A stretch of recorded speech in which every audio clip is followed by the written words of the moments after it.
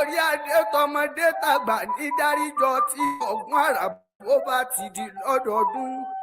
Ayé àmọ́ dáríjọ wá péré fún yín ní orí adé ó bàbá mi àgbógbó fèwú ṣòkò sí ohun tí ó sọ bá ẹ̀ ní kú mọ́ wa lọ́wọ́. Àwa máa ń forí balẹ̀ fọ́ba wa ni o. Àwa máa ń forí balẹ̀ fọ́ba wa ni. Àwa máa forí balẹ̀ fọ́ba wa ni o. Àwa ń forí balẹ̀ fọ́ba wa ni ẹ̀yin lẹ́mọ̀ bọ́ba yín ò jọ yín lójú. Àwa ń forí balẹ̀ fọ́ba ni ẹ̀yin lẹ́mọ̀ bọ́ba yín ò jọ yín lójú. Àwa ń forí balẹ̀ fọ́ba ni ẹ̀yin lẹ́mọ̀ bọ́ba yín ò jọ yín lójú. Àwa ń forí balẹ̀ fọ́ba ni. Kábíyèsí o.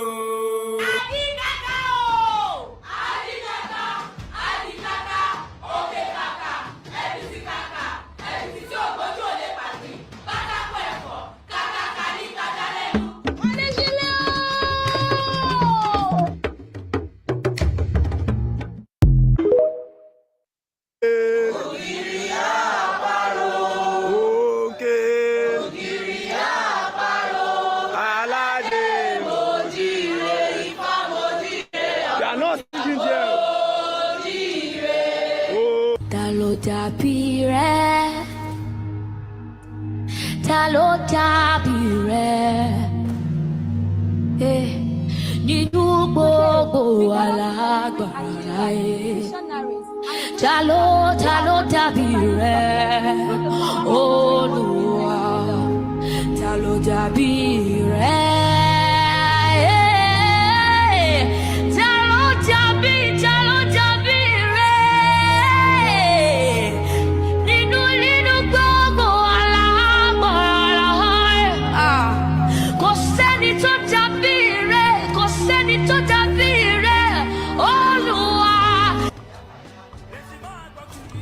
Dàbí rẹ̀, ta ló dàbí rẹ̀, nínú gbogbo alágbára ayé. Ta ló dàbí rẹ̀, Olúwa, ta ló dàbí rẹ̀.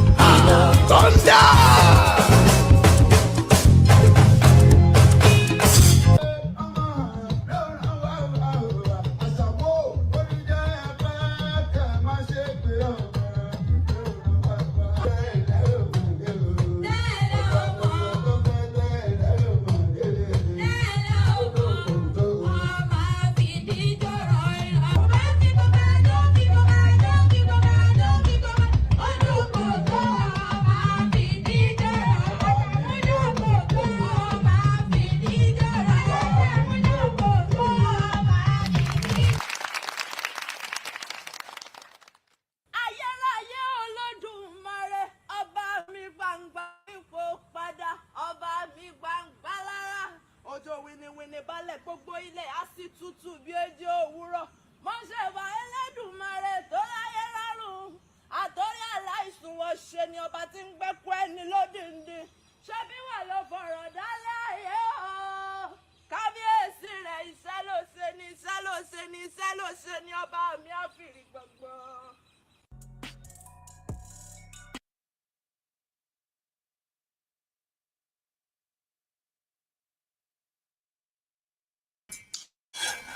Hello. Greetings, everyone. Thank you for joining me. I can see you guys are joining. Everybody is, people are joining just to check out some of the excellent culture of the Yoruba. This is the Yoruba's week. Last week we had it too, but because of the way the week went, I thought I should, top it up this week. It's only fair. We covered the South and the Southeast for straight 2 weeks too. So I thought I should just do that too for them. And also there has been a lot of development in the last week from Trump looking to invade Greenland or take over whatever. He wants to take over everything, let's face it. And his cabinet of, what do they call it? Council of Peace that he's trying to create, almost like he's trying to replace the UN that is going on. And in the case of Nigeria, the Abure drama seems to have come to an end. The court somehow found him not as the legitimate leader of the Labour Party anymore. There is also the news of Nigeria. I will be covering the news. That's what I'm highlighting right now, so that we can go through some of the headlines of what has happened in Nigeria this week. But what I find is that when it's just big news like that, you are being selective of what happened. But it's good to just go online and see, okay, what are the events that has occurred and read the headlines out. We don't have to discuss all of them, just to cover what has happened in Nigeria for the week. And I'll also be going to discuss some of the, we'll be discussing some of the visits of Aisha Speed to Nigeria and what that taught us about Nigeria. And if there are lessons we can take away from that visit. I, for one, I saw something that I actually thought it wasn't that bad. It was even worse than I thought. But it's one day, it's only fair. I came to Nigeria for one day. He didn't go to Abuja. He just went to Lagos.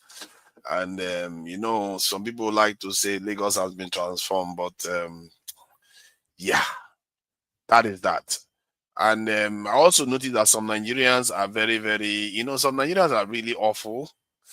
I saw was it Twitter? Was it on Twitter? Somebody released an image of Aisha Speed being attacked in Lagos. It's like, even if clearly it wasn't true, they literally edited the image to make it look like he was injured in Nigeria. I don't know why Nigerians do this type of things, what they gain from it, why they want to malign their own country. So that is that on one end. And obviously, let me state the disclaimer. Every conversation we're going to have here is not going to be based on trying to divide people. On the contrary, is to bring people together, to let us understand our problems. We are not here to discriminate against people based on your ethnicity, tribe, religion, race, gender, whatever people use to discriminate against. Even ball club, this is not the place.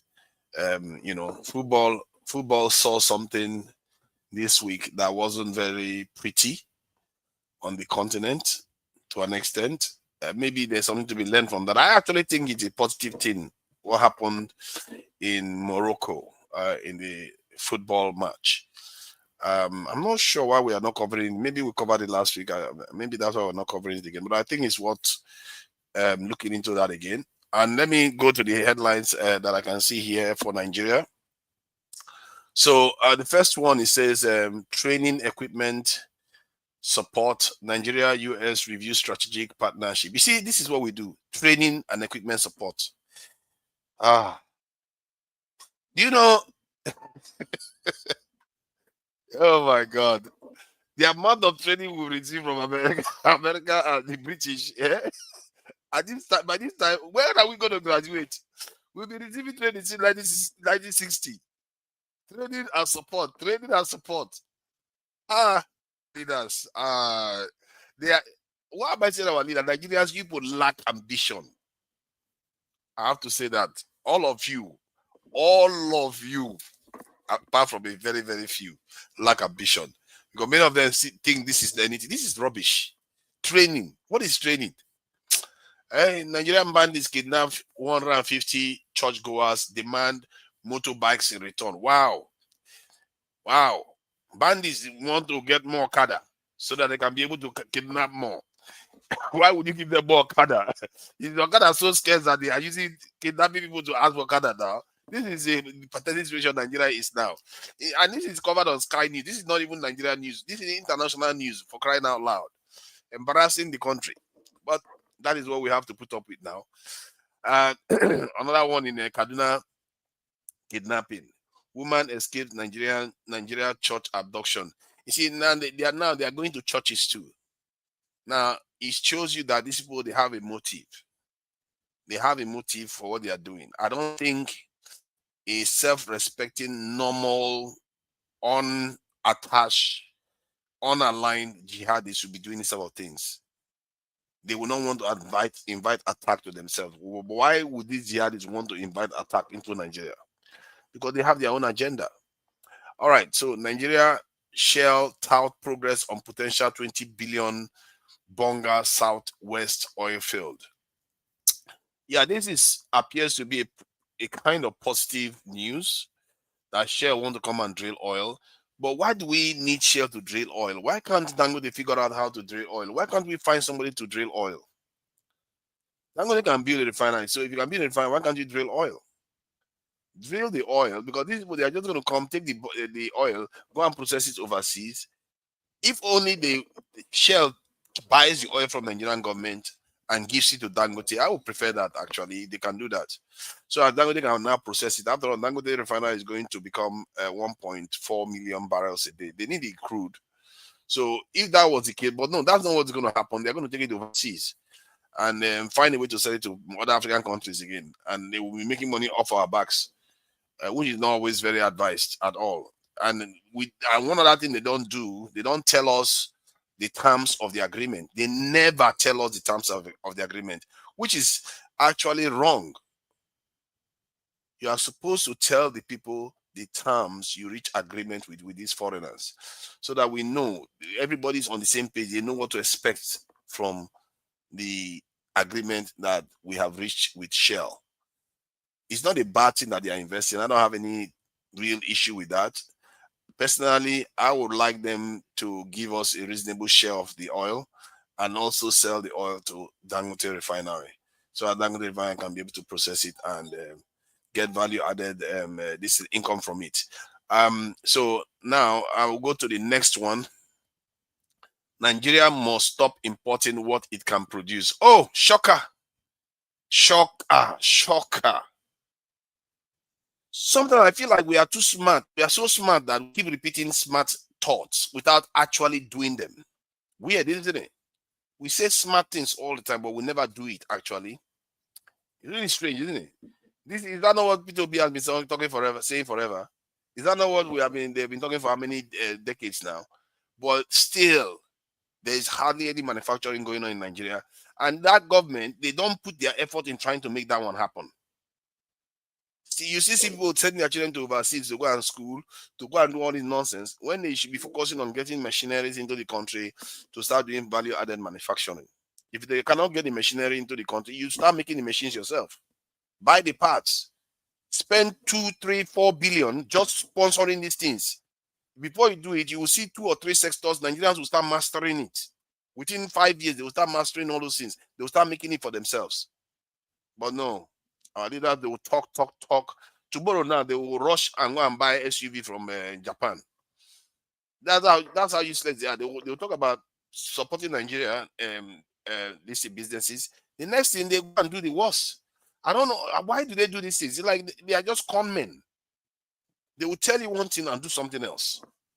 They will say, oh, we have to stop taking loans. The next thing, they go and take loans.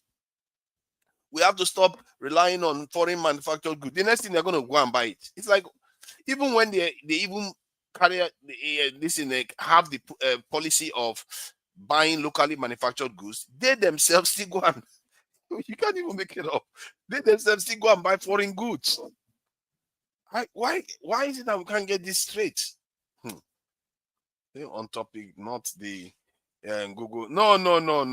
The topic has already been covered. I've talked about the 3 topics already. I don't know about the Bassey one. I tried to find information about the Bassey one. I didn't get it. Let me see what she's talking about. There's nothing there. There was there for me to talk about. I might to talk about Abure and this thing. There's nothing there. They've already spoken about the Trump and Greenland palaver. So there's only I have to cover the Nigeria. I think it's actually valuable. We'll cover other things that are happening in Nigeria so that people know what is going on. I'm not playing any video, so there's no risk of having any copyright strikes. US launches strikes against Islamic State in Nigeria. Okay, that was a month ago. That one happened quite a while ago. Let's see. 4 days ago, Nigerian police denied church attacks as residents insist 168 people are held by armed groups. See that? ABC News. This was just 3 hours ago. UN World Food Program warns millions in Nigeria face extreme hunger without urgent funding. Since when do they feed us in Nigeria? Did these people even feed us in Nigeria? God. What kind of people? Why are we like these Nigerians? I'm tired of talking about Tinubu. I'm tired of talking about our politicians. It is Nigerians. Why are we like that? You have a country where IDP camps exist. You have a country where the people are not secured. You can't even sweep your streets. Why can't you just start there? You can't even sweep your streets. Many of these women that live in Nigeria, they don't sweep their houses. Why are you not telling your husbands? Are you the one running this town? Why are the roads dirty? Why are you leaving the roads very dirty? Because the one who go home, I sweep my house. Why are the roads so dirty? Why are we dropping rubbish? The roads keep failing all the time. Why are you not holding the men accountable? It's really, really embarrassing. Like when iShowSpeed went to other parts of Africa, I'm telling you, by the time he came to Nigeria, Nigeria was the worst picture I saw. And that is Lagos. And that is some of the best parts of Lagos. That's the Lagos everybody is shouting that, oh, they've done Lagos up. Lagos is to be transformed and all the rest. And yet, maybe in the eyes of Nigerians, it's been transformed. But in the eyes of international standard, it hasn't. It hasn't been transformed at all. It was really, really embarrassing.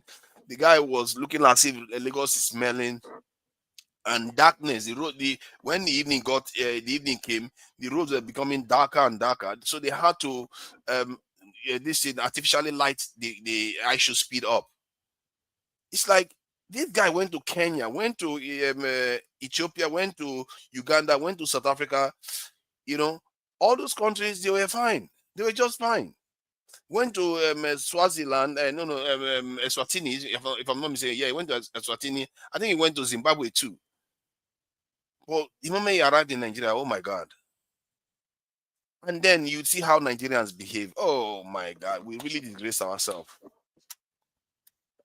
That it just shows you how entitled our people feel. Our people feel entitled. They want to capitalize on every single chance they get. It's like they don't even have any dignity. You know, when I was growing up, parents don't even allow their children eat in the house of even family members. They don't take food from family members. That's how Nigerians used to be quite reserved. Like if you as a child, you go and take food from anybody else other than your parents, you are in trouble.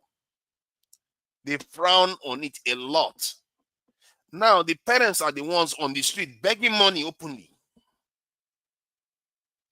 How is that those men, because most of them are capable of having wives. Maybe some of them do have wives even. Definitely girlfriends. How are those people begging iShowSpeed money going to raise their own children? Is that what we are doing now in Nigeria? Begging. Babiala. That's what we are doing now. And our elites are also complicit in this, because they want to have this idea like, oh, they are too big. Look at me. I'm going to bless your life. I'm going to transform your life. This kind of attitude, on end attitude, you are running your country to the ground with that nonsense characteristics. Instead of you to use the money to actually better your people and build proper infrastructures and build proper services for your people, you use it to go and start aggrandizing yourself. As they say, chasing clouds. That's all Nigerians like to do now. Quick money. And I've seen it in Nigeria. I work with Nigerians all the time. I've seen it, and I say it to them. I said, some of the things I see in you people, it's just unbelievable. It's like there's no sense of ethics. There's no work ethic there. There's no accountability. Everybody just acts anyhow. That's what I see in Nigeria, and that's what showed up that day. Even if I understand why some of those things are happening, but man, it looks bad. It really looks bad. And that is in Lagos. I wish he went to Abuja. Maybe he would have redeemed Nigeria a little bit, but that was in Lagos. That's one shot we had, and they destroyed the Nigerian reputation completely. He even, like, the one of them is the man that is saying he's the strongest man in Africa. They offered him money. He said he wanted money. At first he said he didn't want money. Then later on he changed his mind and said he wants money. Then when they offer him money now, he refused. Hey, this is a pathology or what is going on? Then he said the money is too small. He needs more money. What did you do for the man that he has to give you money? He'll give you free money and you are setting standard for him. Then he gave you another, he offered you in dollars. I think $1,000 was what Ashley Smith offered him, and he refused. Then he was demanding $10,000. For what? Our people, I don't know where our brain has gone. Every single chance we get, we want to use it to hit. Like the idea is, let's what do they call it? Achieve or something. There's a term Nigerians call it now. Every single chance they get, whether they is earned or not, they don't care. They will just want the money. And they don't understand how undignified that looks. Maybe Buhari is right. You know, when Buhari said Nigerians are lazy, Nigerian youths are lazy. Maybe he's right. Maybe Nigerians, to an extent, I've actually said it, that Nigerians, they have this thing where they feel entitled to things without actually demanding proper accountability. Why would your leader give anything to you when you don't even demand accountability? Some people come here and they will still come here today and defend the rubbish that the government is doing, all the nonsense. But what is the progress they've seen? And yet you will see people defending it. They will defend it and they'll say it's the right thing to do. And you see some of our people, they'll come here and say we should be recolonized. What is wrong with our people? If you go to North Africa today, if you ask whether they should be recolonized, it's only 10%, maybe even less, that will say yes. But when you come to Nigeria, you ask, I won't be shocked. You see 30% of people will say yes, we should be recognized. And those people, they actually think they are smart. They think they know what they are doing, but they don't. They have no clue. No clue. And I don't know whether to blame them. It's like Nigeria it's like we don't have any leaders, and because we keep electing children to come and lead us. People that don't understand leadership, they just want power for the sake of it. Funny enough, that is exactly what Lord Duga said about us over 100 years ago. Lord Duga said that we lack apprehension of the future, and that we like the apparels of power, but without understanding of his responsibility. That is what Lord Duga observed. That is strange. It's really strange. I don't know how people manifest that kind of behavior. If people will manifest the behavior, while individually they don't manifest it. Because most of our men take responsibility for their homes. They provide for their homes, they take care. But societally, we don't understand the concept of leadership at all. We don't even know what it means. We think we do, but we really don't. That is why our country is the way it is right now. I can tell you right now, Nigeria has not had a good leader for a very, very long time. We've not had a good leader. And the reason why we have not, because the people are not good too. They are not up to scratch. They are not. You can't, let's face it, you can't compare yourself to other people. You can't. You can say you are because you are the largest country in Africa and you have oil that is under the ground. Those things are given to you, not by, it just happened by nature. That's not out of conscious effort. It just happened by nature. What are the things that are actually conscious, that is actually strategically important that Nigeria has achieved? All we do is dance, shake our backside, and act drama. That makes Africans look bad too. Many African programs that I watch, you need to see how they make black people look bad. They will always, Nigerian programs, so they will make the lighter skinned ones do all the nice things. Then the darker skinned ones are like the devils, the wicked ones. I don't know whether you have seen this program, Visa on Arrival. Just notice what they do on that Visa on Arrival. The lighter skinned people, they use them to play parts. One of them is even mixed race. They use her to play good parts, like she's a nice and good person, while all the darker ones are the bad people. It's like, why would you do that? These are forget it, man. And I should still reveal a lot of things. And one other thing that the I should speak showed is that we were very fake. We barely showed him culture. It's only that museum, art gallery.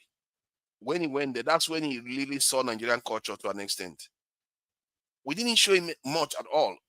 We kept trying to show him things that they already have in the West.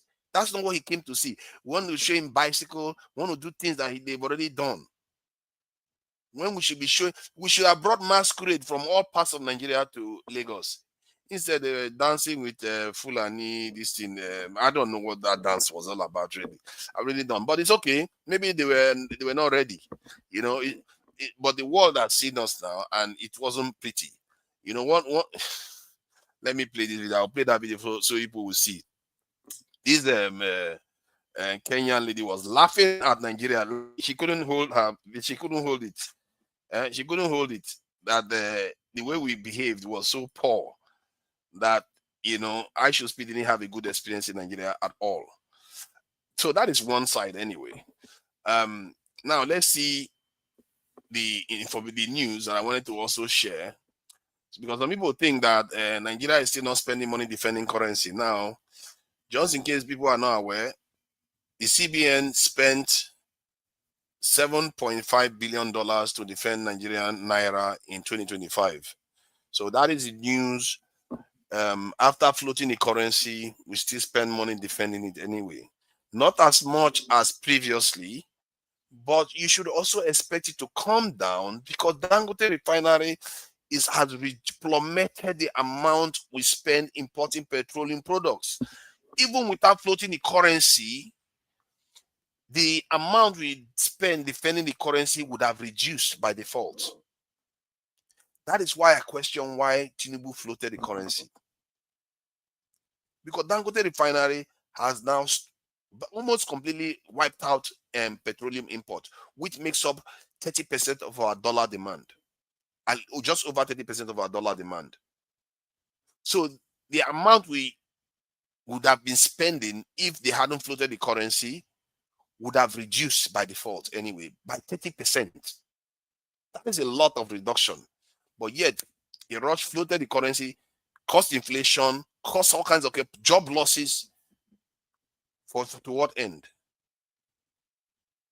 And they are the smartest people in Nigeria. And we say, we wonder why the country is not functional. But I will leave it at that now. I will bring some people in there so that they can watch some of these things we have had to experience this week.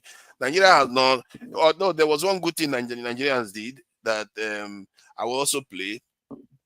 And the Nigerians are known for that. Nigerians are they have this side that is also good. You know, I don't want to, keep saying all the negative things about Nigeria. Nigeria also has good sides. So we are going to cover that too. So let me bring in comparable facts.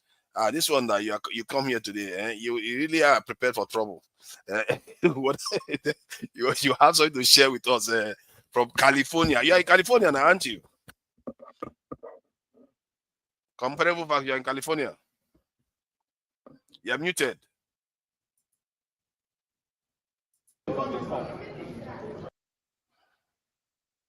You're still muted, though. Can you hear me? I can hear you now, loud and clear. Yeah, how are you? Yeah, we are fine. We are fine. Just doing okay. Yeah, I just got back from Nigeria about 2 weeks ago. So how long that been? How long for what? No, I said I just got back from Nigeria on the 11th of this month. I don't know if you're aware of it. That's cool. How? Okay, you went to the southeast, or were you in Lagos? Oh, I was all over. I was a lot of places. I started from Lagos to Abuja, from Abuja to Owerri, from Owerri then I started from there. I drove to Port Harcourt. From Port Harcourt, we drove to Aba. From Aba to Umuahia. So I did travel to most southeastern states. So I did travel. And to be honestly, during my time while I was there, Southeast was very, very peaceful. I did not witness any kind of unknown government, all those kind of nonsense. I don't know, maybe that period, but everything was very, very calm. The only problem that I have was, people, the police and the Air Force, military. I don't know why the Air Force has to be on the checkpoints too. So far, can you figure that out? I mean, there's Air Force, there's police. There's military people at the checkpoint. They're just collecting money. It's easy to understand now. It's easy to understand. They don't have anywhere else to be. If they go to military base and they need people there because they've not recruited enough people, so they have to man the checkpoint. That's why it's peaceful. He wants to But why they are collecting all the own money? They are begging money after all. They keep you there forever. I'm not talking about myself. I have that kind of privilege, so I'm not going to disclose that privilege. Yeah. But this is what they're doing. Because once we are passing, we see like about 10 cars. They're just collecting money. Yeah. Yeah, they do that. Were you driving privately or like public transport? No. We would drivers, They will take your money. They will take it. I don't really drive when I'm in Nigeria. I only drive around Owerri, I don't drive when I'm in Nigeria. Nigeria is so chaos for me to drive. It's not that I can't drive, but I refuse to deal with their chaotic, Nigeria is so chaotic, it's not even funny. But I wanted to say something. I think I heard you say something about the other day about what's going on in Nigeria. I think the problem I witness about Nigeria is not just the government, it's about the people we have. Nigeria have very chaotic people. Let's just call it. I did witness that while I was in Nigeria. I mean, the elected people that like them, this is what we get. Everybody keep on complaining about the government, which I'm overwhelmingly complaining about the government. They are very corrupt and everything. But it's the people who elect them, and this is how we are. I mean, I don't know if you know about what's happening recently about Aisha Speed that came to Nigeria. He left. He was supposed to be in Nigeria for 3 days and go to Abuja, but he left the second day. He went to China, was supposed to be in China for 3 days. He spent about a week. So he went to Morocco. Yeah, he went to Morocco, he went to Kenya, some African countries. But when it comes to Nigeria, I'm not even talking about people, all these content creators or whatever, try to create something for themselves. But people in general, do you know that he was accused by a lady, for sexual harassment? A lady tried to blackmail him. That's one of the reasons he left. Wow. Unbelievable. Yes. The lady tried to blackmail him that he was sexually harassing him. That's one of the reasons why he left the second day. It's just the chaotic situation we have in Nigeria is not. Yes. Sorry, let me confirm something. People are saying it's echoing. Is it still echoing? It has stopped. I think it has stopped. Like this echoing is a new thing, I think whenever I'm playing the screen audio, it just starts echoing. So I will be watching out for that now. Sorry about that. Go ahead. So was it that, because I saw a video of a young man handing Aisha Speed something, saying he should take one of the girls or something like that. It's like they want to do kind of runs with Aisha Speed. It's like I don't understand what Nigerians are doing. I don't understand them. Is that what they do now? Is that what they do? They don't. Okay, one, they didn't know who Aisha Speed was. They didn't know that one. It's a 21-year-old boy. that doesn't engage in those sort of shenanigans. His father is watching, literally watching him live. And you expect him to behave like that. People are blaming it on poverty. Don't they have poverty in Kenya? Don't they have poverty in Morocco and some other places that he went? It's not poverty. It's the opposite. Those people that were running, chasing him, they didn't look that poor. Many of them had clothes on. They had muscle on them. So they were chasing him and shouting and saying, "Give us money, bless us, give us money, money, money, money." You know, and for me, that one is one thing. How about the muscle man, the strongest man in Africa? The one that was just asking for money. He gave you money. You rejected it. You asked for more. It's like, what kind of behavior is this? Whatever he gave you, you should just accept, because that is a gift. It's not yours. But you forget that he was greed. in front It is of greed and Nigeria. entitlement. And which one is Pella again? Pella was chasing him left and right. Don't you know who? Oh no, forget about Pella. The guy is a content creator. I'm not angry about what Pella did. Pella is trying to create a context for himself, and now he has one of the most trending. He makes us. It's embarrassing to Nigeria. I don't really look at his anything embarrassing. So if you want to make content, if you want to make content, go and cover yourself in shit. So because you want to make content, you go and disgrace your country. Which country? Who does that? There are certain things you have to consider what you are doing. Maybe there are smart ways to create content other than just to embarrass the entire country, chasing I should speed. You know, I just feel like the whole thing was a shambles. No wonder the poor guy had to leave.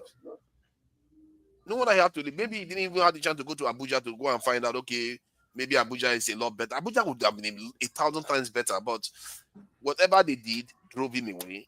And I hope he comes back. Yeah, which I don't know whether he will ever. Well, he wanted to go to Abuja, you know, but because I guess they drove him away. I don't know why. Because he wanted to go to there. Like I said, he was supposed to be in Nigeria for 3 days, but he left the second days. You know, I don't really know what happened in Lekki when he went to Lekki. I don't think there was a light at night. So I don't know. But there's light in Lekki now, so I don't really know what actually happened that particular day. Some parts there were no light. Some parts there were light. Okay. There was light. But the thing is, he drove in many other countries. They didn't experience that. I'm telling you, when I saw him in Morocco, I was looking at the road. I was trying to find rubbish on the road, like any rubbish. I couldn't find any rubbish in Casablanca. Look at, it's like the people themselves don't drop rubbish on the floor. They clean it. They make sure everything is clean. But Nigeria can't even fix a city that where they have how many million people in that city. They can't even take enough tax to just get people to clean the city. All those people that are begging, why are you not hiring them to clean the city? Forefathers, I'm surprised you're the one bashing Nigeria today. It's embarrassing. It's a new one for me. Oh. Why would I not bash it? It's rubbish now. When they are misbehaving, why would I not bash it? Everybody knows that I have never seen you bashing Nigeria. So I'm kind of surprised. If you are misbehaving, I'll bash you. When they are spending money defending the currency, I raise that issue all the time. Sorry, please go ahead, comparable facts. So I go to AY. This one people are coming in so that everybody can be able to chime in.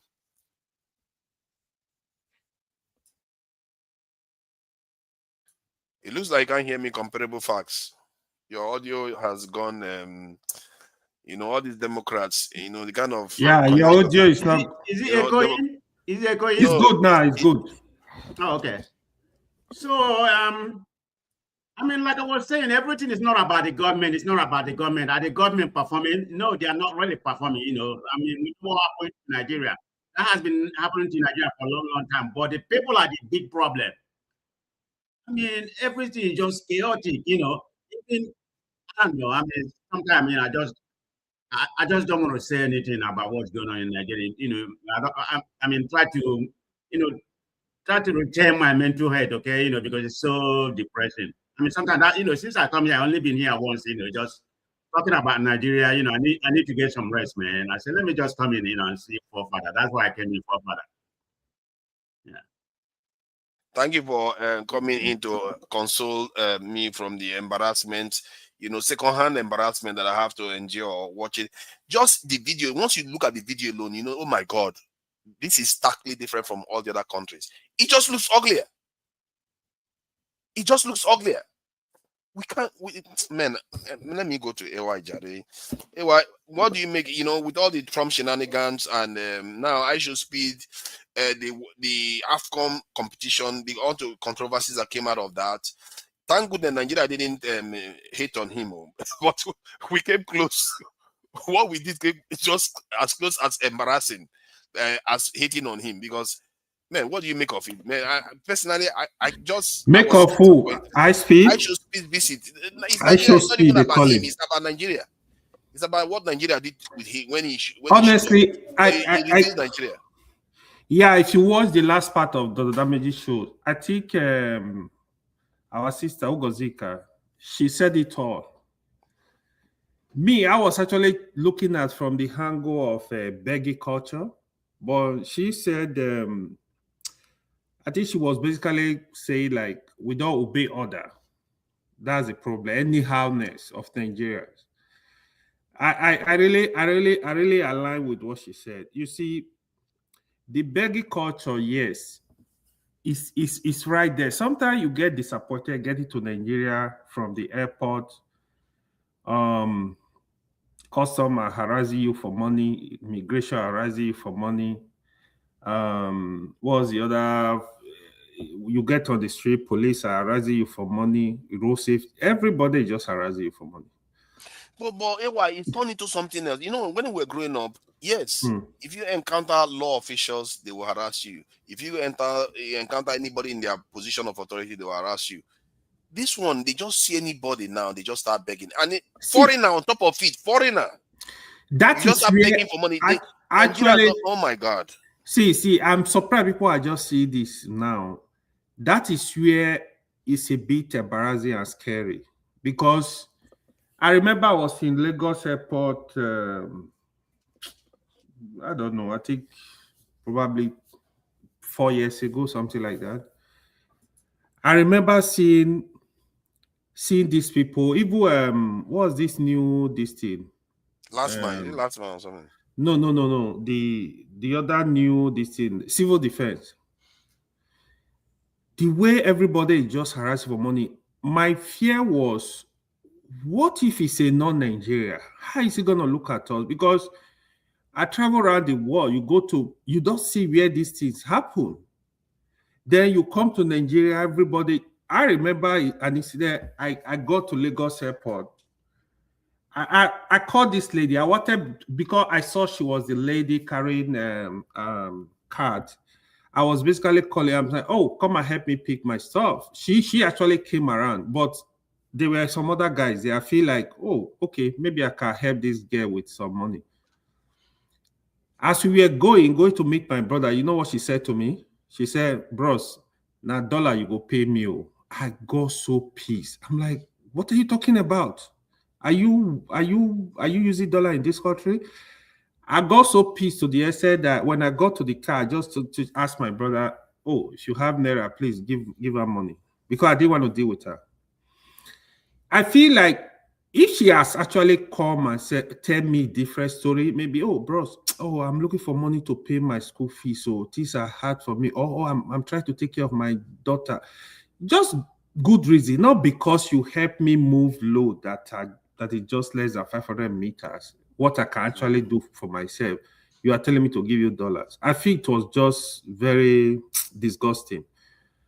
Apart from that, the police, the road safety, everybody, the harassment is too much. Nigeria, I think sometimes it's greed sometimes, because you go to the bank, even bankers, sometimes they expect you, okay, you got to drop something. People want to do little things for you in Nigeria, you got to drop something. I don't know how to do it. It's just too much. My fear is if we have foreigners coming, just like the young guy visited Nigeria, then what are they going to call us? You know, the entitlement is just too much. It's not funny, man. And they know especially at the airport. I think the Minister of Aviation, the government needs to do something about that, because that is the image of Nigeria. I thought last they still do it. Sometimes Last year I was in Abuja, like they were calling me like, okay, what is in your back? When they start doing that, they just want you to give them money and just go. So I usually struck my face. I'm like, what's your business? What is it's not good, man. Is there nobody with integrity anymore in that country? It's like, are they all gone? Nobody can enforce one sector and make sure that they actually do their job properly. Because to be fair, I've been in Nigeria, I've seen cases where sometimes there are some sensitive areas you see that they actually do their jobs.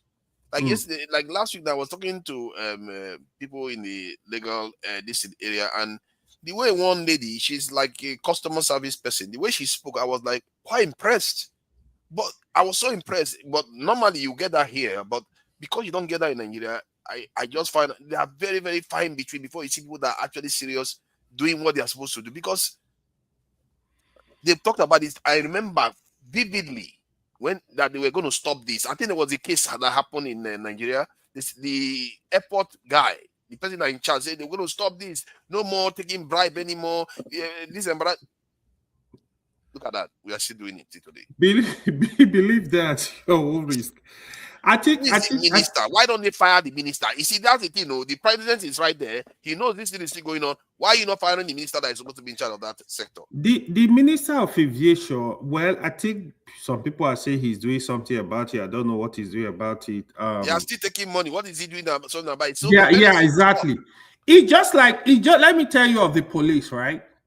Every IG of police, they know about this thing. In fact, the police are saying that the money get to the IG. So you hear the IG, don't give anybody bribe, don't give anybody any money, but it's still going on. like before, let me tell you this. Before the SARS protest, if you know people that experienced the brutality of those SARS guys, they were criminals giving guns to rob. I'm telling you. They were just calling themselves policemen. They were criminals with guns. That was why you saw Nigeria were that protest was very intense because it was too much. The same thing is still going on, it's just that on a different level. But before that SARS protest, it was so bad. They were literally buying people, put gun on your body if you are not careful. They will arrest people based on, they tell you are a Yahoo boy, they see you with computer, they see you with iPhone, they harass you, they look at your bank account. Let me get this straight. Let's not spread it too far. This time when you went to Nigeria, some people still asking for money at the airports. Not directly. They didn't ask. They wanted to make that move. Me, I know how they act. But trust me, people are expecting you to give them money. It's just normal. Okay, but at least they didn't ask. There's a difference now. It's not they have a way of doing it, right? They didn't ask me, to be honest, but trust me, it's going on. They didn't ask you. They didn't. What do you mean it's going on? They didn't ask you. They didn't take from you. See. Sometimes, listen. Let me tell you. You don't know how these people act because me, I know my way around the airport. When I was leaving, I did travel alone. I know my friend was giving them money, but not that they ask him. It's just a funny. See.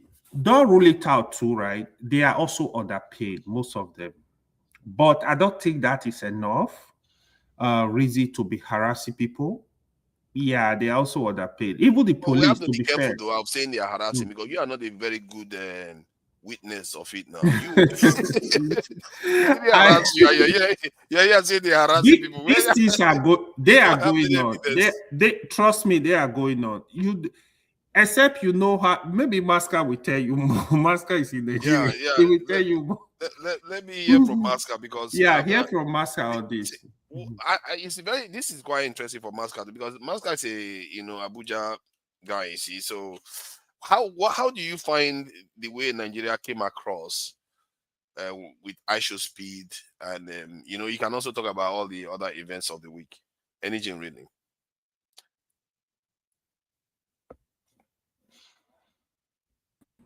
And do you think Abuja would have behaved the same way?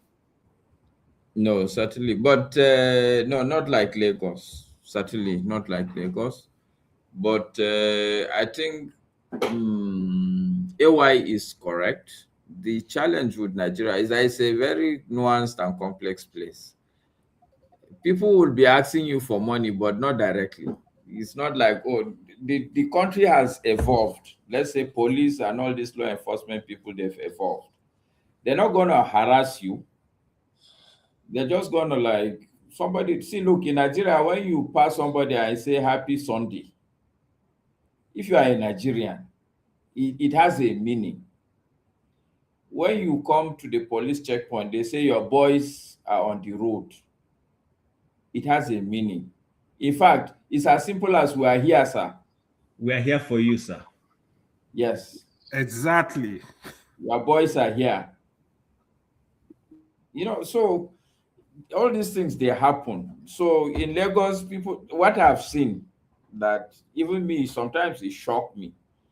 The Lagos policeman has the guts, the liver of a Lagos policeman. I sometimes I marvel at it, like, don't these people know that I can get you sacked? Like the way you're misbehaving with me, like. But in Lagos, it's like, in fact, let me put it this way.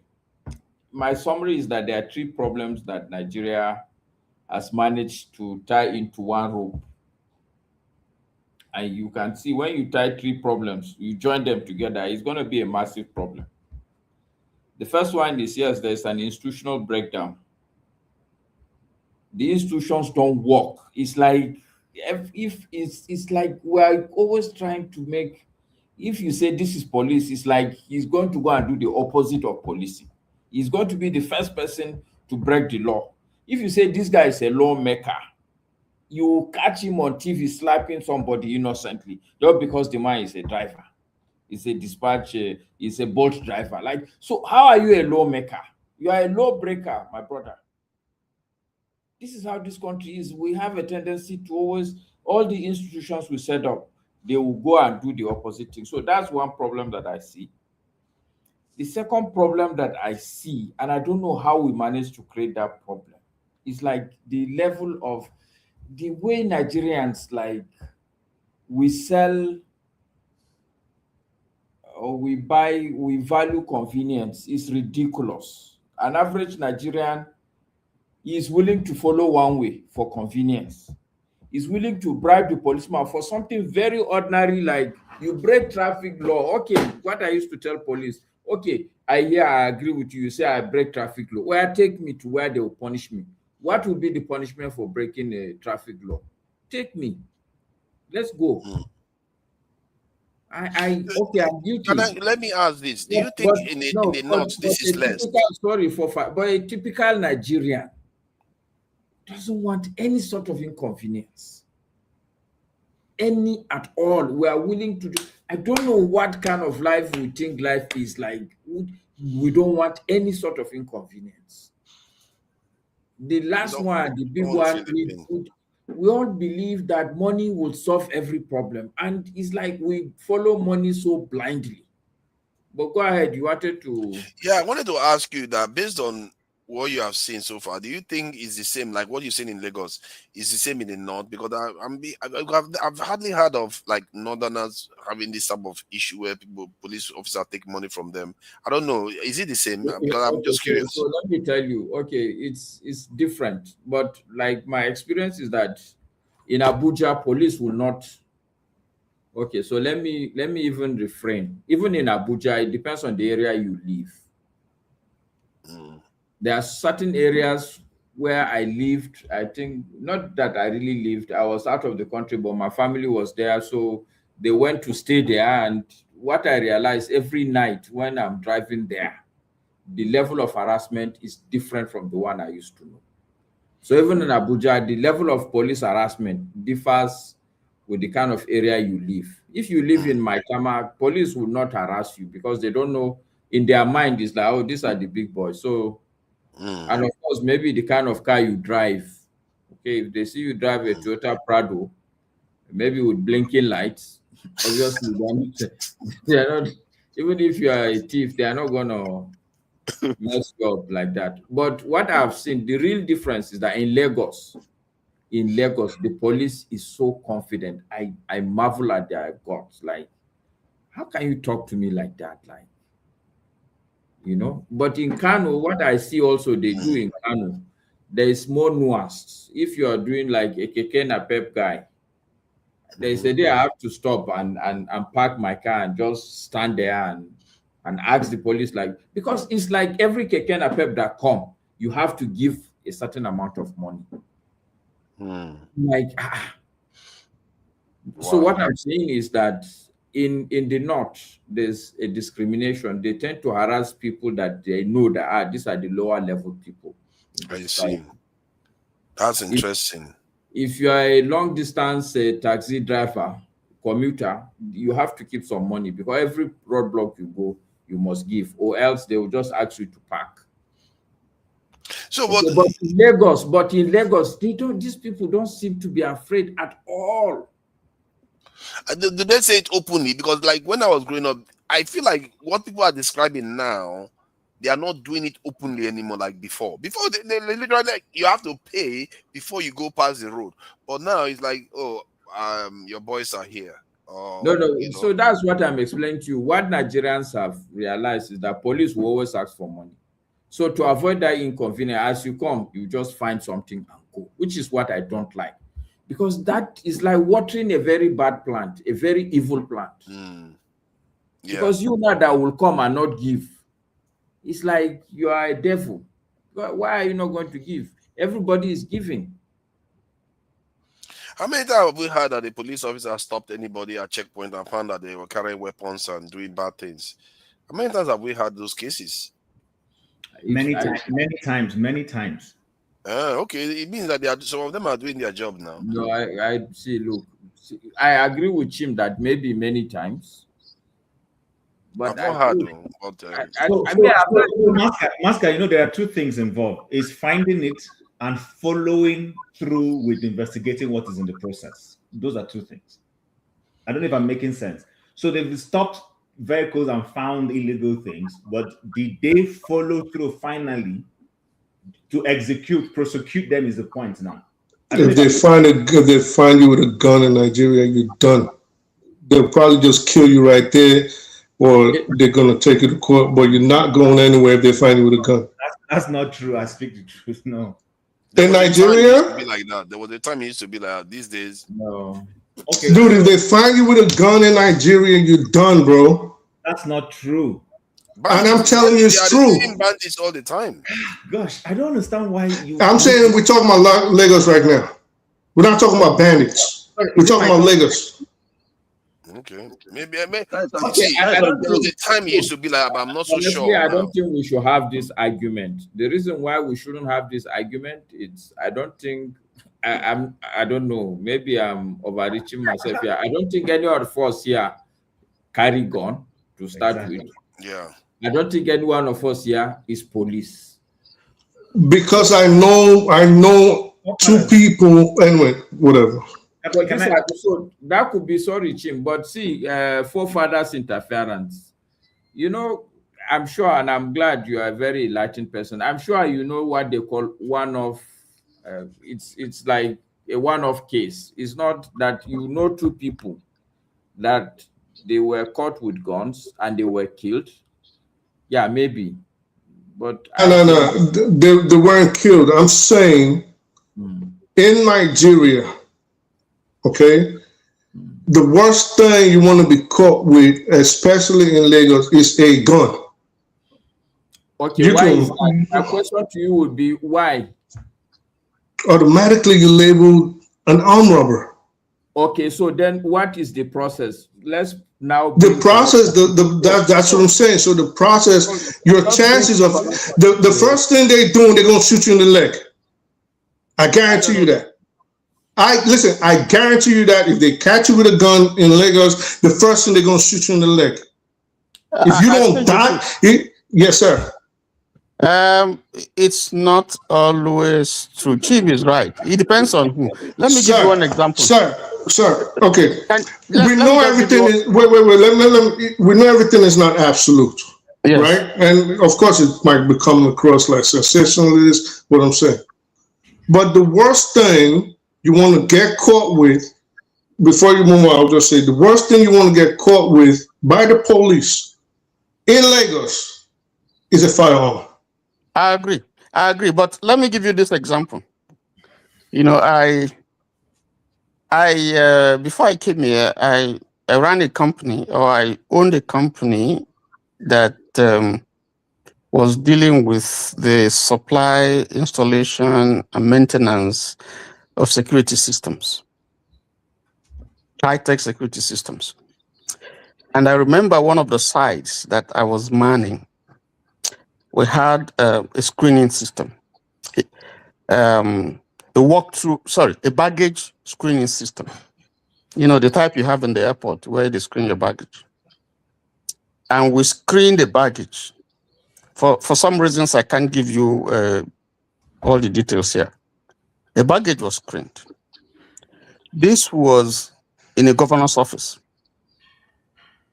And those who were manning it, I was there. They screened the baggage, we found a pistol by an employee. That was dangerous. Not in the governor's office. Tony, so sorry, Tony. Let's even know, because this argument is even absurd. Do you know forefathers interfere? Do you know that there is a standard theory in Nigeria that half of the armed robbery, police lend their guns? So, agreed. And listen, just like you, they just said this, I don't want to say, but I'm going to say this. The example you gave, Tony, was something found in a controlled environment. It was a firearm found in a controlled environment, meaning the governor's office. I'm talking about, for example, you're driving on the streets of Lagos, and the police happens to stop you, and they happen to find a gun or guns with you. Talk to anybody in Nigeria and ask them. That's what I'm saying. So we're not saying a controlled environment, or you thinking you're gonna get away. Even before you start showing your credentials, like no, I'm from. If you're not careful, Nigerian police, they're gonna light you up and leave you there. Like, what are you talking about? No, that's true. That absolutely. I don't doubt that. Even this case that I mentioned, you don't want to know what happened, because it's you can't do that. But let me just leave it there. It does happen.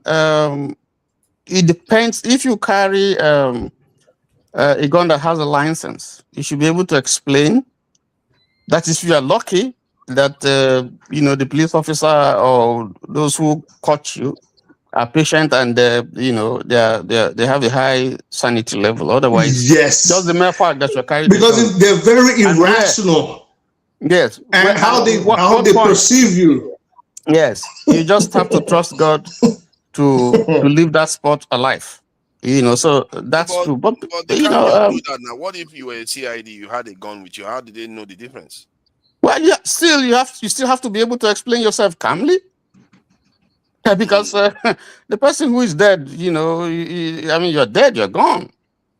So it's not like in developed clients where they would investigate and take time to. No. That is a no-go. You don't want to do that, even if they find it. Do you know how many people Nigerian police, when they do these studies from overseas, you know how many Nigerian police kill every day that go undetected in Nigeria for finding them with like a knife? Then you have a gun, and what do you think is going to happen to you in Nigeria? Well, you have information that we don't have, but my sense is they are not two things. They are not as diligent, obviously, because this issue of catching you with a gun is when somebody is diligent enough. If the standard operating procedure is everybody gives 5 naira and go, then this argument we're having about seeing the gun is happenstance. It's going to be it's going to be accidental. The Nigerian police are not very diligent in terms of when they are on the road. No, Master.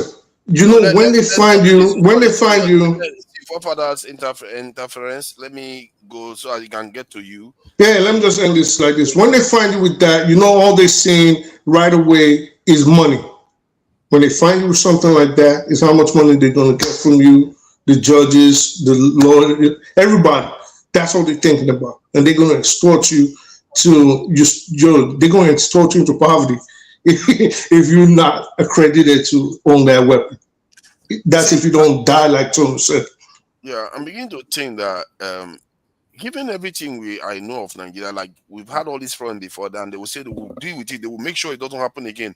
They will even dismiss police officers that take money, but yet it's still happening. Because if they were doing their due diligence like the way they do, like in the UK now, they will send fake shoppers to come and check whether people are. Yes, no, you're right. So they are supposed to be circling the There are system all the time. mystery shoppers. I remember very well. I did myself. I Mystery remember shoppers. when Buhari came in. This was one of the recommendations. I wrote almost like a 60-page recommendation to the government. Yeah, in terms of how the police can actually be, because in my mind, the police is the base, is the belly of the country. If you don't get your policing right, then every other thing is just because everything starts with policing. You know, part of that the lawyers have to deal with it. ABC, you even if it's just 50,000 people you employ as mystery shoppers in Nigeria, with the technology that their button can be a camera, so you don't need to do anything. Just appear in front of a policeman and see how he behaves. You know. Let me go to Chims. So I can get me go around. Chim, do we need a dog department? You know, somebody that we know is upstanding and strong and is not afraid of these crazies that we have in this ministries. Come in and clean the house from one department to another, because there's a lot of decay that you see in Nigeria, and it looks like it's impossible to have it. Maybe some departments are working fine. Let's say Ministry of Technology, Science and Technology is doing fine, but the others are not. So maybe somebody needs to go in there, one department after the another, cleaning it out, making sure their standards increase, because the way it's been handled so far is not working, and things don't get better. And this week, man, even not very few Nigerians are defending this week with I show speed. What they saw, they were embarrassed. Nigerians were embarrassed. Okay, so what do you make of it? So yeah, I agree with you. I think one thing I wanted to call our minds back to remember is we used to have an office or a department or ministry, I don't know what, or parastatal or whatever it is, referred to as National Orientation Commission. I know they are still there, but when I say we used to mean right now, it's moribund. They're just maybe one institution that is just collecting budgets and really not doing anything. But the funny thing is that the military era seemed to have utilized that institution better than the civilians who should be using it. If you remember when Babangida was in office, if you remember when they were trying to discourage us, meaning all of us Nigerians, from jackpying, you remember the Andrew commercial? That was the National Orientation Commission, where Andrew was at the airport. He was complaining, no light, no this, no that. I need to check out, and then somehow he was convinced and he went back. Wow, that was military. That was Madam Dora tried to use it actually. She used it a little bit. That was the last time. She didn't do a good job at that. I'm an apostle of Madam Dora. I'm going to knock her this morning because you brought her up. Now my person be that to talk. I say you go receive knocking for her with that. But I mean, we all remember how Professor Jerry Ghana, that was what brought Professor Jerry Ghana to the front burner of Nigerian politics. Remember when he says, if you're a teacher, teach well. If you're a minister, minister well. And it worked. It worked. Even though we had a military government, Nigerians had this sense of patriotism. Nigerians had this sense of, okay, let's stay back and build our nation. Those who traveled had a sense of, let me go and acquire and come back. The only problem, which is back now to that your question of, do we need a Doge or any of those things, is the sincerity of the government and the person in office using it. We all know that General Babangida, as much as he did some fantastic things on the surface, his intentions were not pure. The guy had an alternative intention. And that's been the bane of our governance. So bringing it down now to our civilian era, and let's situate it with the man who is in office. For that, with all that you know that has gone around Tinubu and everything, do you think Tinubu is capable of instituting a doge to say, let's go clean up? 2 years ago, he budgeted for solar panels in Aso Rock. Last year, they budgeted again for solar panels in Aso Rock. This year again, there's been a solar panel budget for the same Aso Rock. Is that not one of the things Doge was fighting in the US? You know, all those wastages and all those kinds of things. So I think it's not impossible. Nigeria can be cleaned up. I'm one of those who believes you can clean Nigeria up, but it's a top bottom thing. It's not going to be a bottom up thing. It's going to be something that those in office in Nigeria.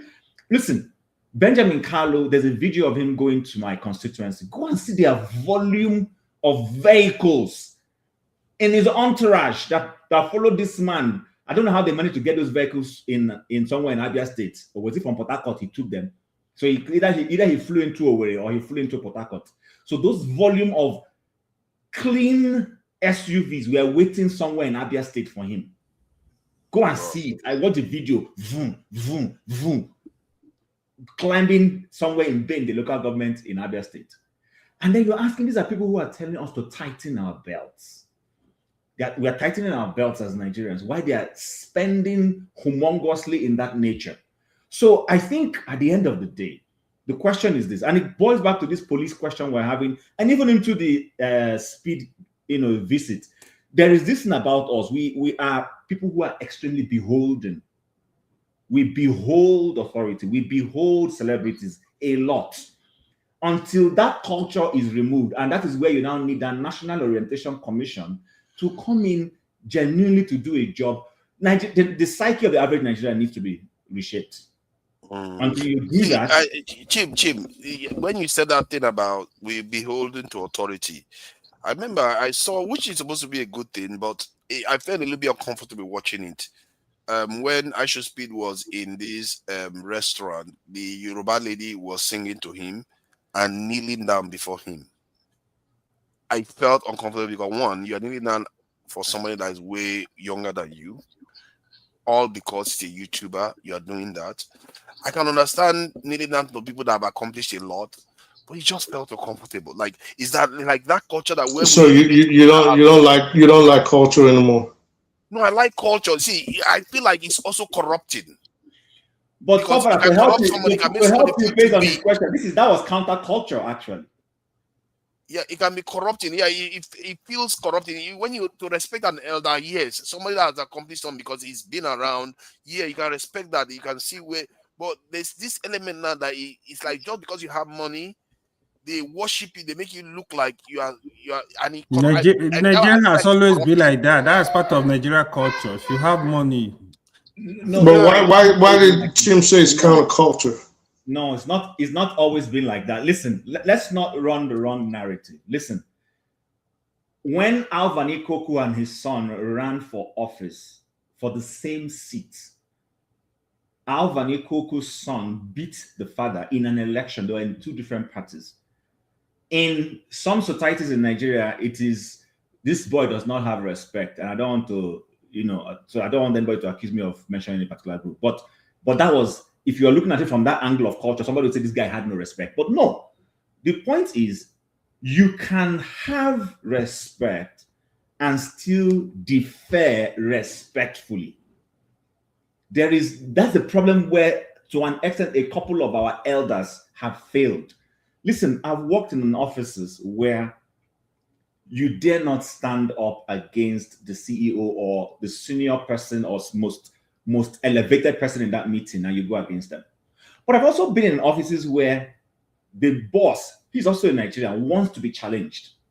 And then people are the ones and the man is looking for people to challenge views. And he's literally struggling to see somebody who he says something, oh, yes, sir. And he's like, no, don't lick my ass. That's not what I'm asking you to do here. Please, this idea, challenge it. Obasanjo, for everything, who is a cultural man, is known for loving to have people in his cabinet who fight him.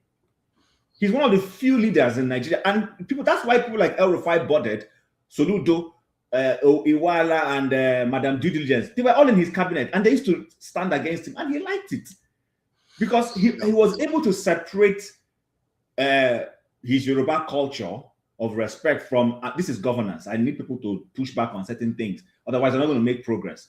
So yeah, I think that aspect of Yoruba culture, they must have ways of filtering it out, isn't it? Because you can't just defer to an elder just because they are an elder. They are an elder. Unfortunately, it's not only Yoruba. Unfortunately, so where I come from, you respect the elder, but you can respectfully. It's also been abused now. So everything has been abused across Nigeria. Let's just make it clear. In the Igbo culture now, there is a lot of money. Once you have money, you can disrespect the elderly person, and people will allow you to get past it. But there used to be a time where you couldn't do that. There was a time where people, which is where we had this conversation here, the question will now be, who is your father? Which is what question that Charlie Boy was asking some time ago, and people misunderstood him. When they say, who is your father? It's not a case of who's your father in terms of wealth. It's a case of integrity. Where are you coming from? Do we know you? Do you have an antecedent in terms of integrity? So we are losing that now because our civilian political office holders are killing Nigeria. The military men did way better than these people, trust me, to push that country forward. These guys, this group of people wearing Agbada, they are a disgrace. And they are not helping. Hold on, Chim. Is it not a decay that has been occurring? Because I remember when we were growing up, your parents wouldn't even allow you to take food from even family members without them being aware of it. They will beat the life out of you if you go and take any food from anybody without consulting your parents, generally. Yeah. But now we see those parents are the ones begging money on the road, even when they are not handicapped. I agree with you, sir, because that's what I'm saying. We need a national orientation commission that and leaves the dream of the person who sits in Aso Rock. Listen, no minister, unless that ministry is a type where for some reason they don't see the strategic nature of that ministry, and the government president allows you to just do what you want to do. Most of the ministers are going to do things to favor what the man who sits in Aso Rock wants. It's a fact. If you are not towing that line, they're going to throw you out.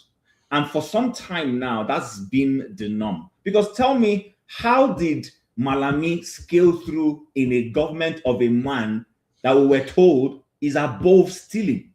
How? Please help me. How did it happen? Today now we're finding out all the skeletons in Malami's cupboard. So I think that Office of National Orientation, I don't know what it is the military did. Jim is an allegation. No, he has not been proven guilty. Okay, as alleged. Allegedly. That's a new lexicon we now have. When you say something, you now say as alleged.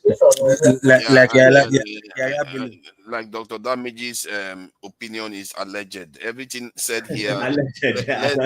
Let's qualify it with alleged. Okay. But let me end here, and then hand over the floor. See, I think any serious government that really wants to change the psyche of Nigeria and the mindset, especially with all this bribery thing, you go to the airport.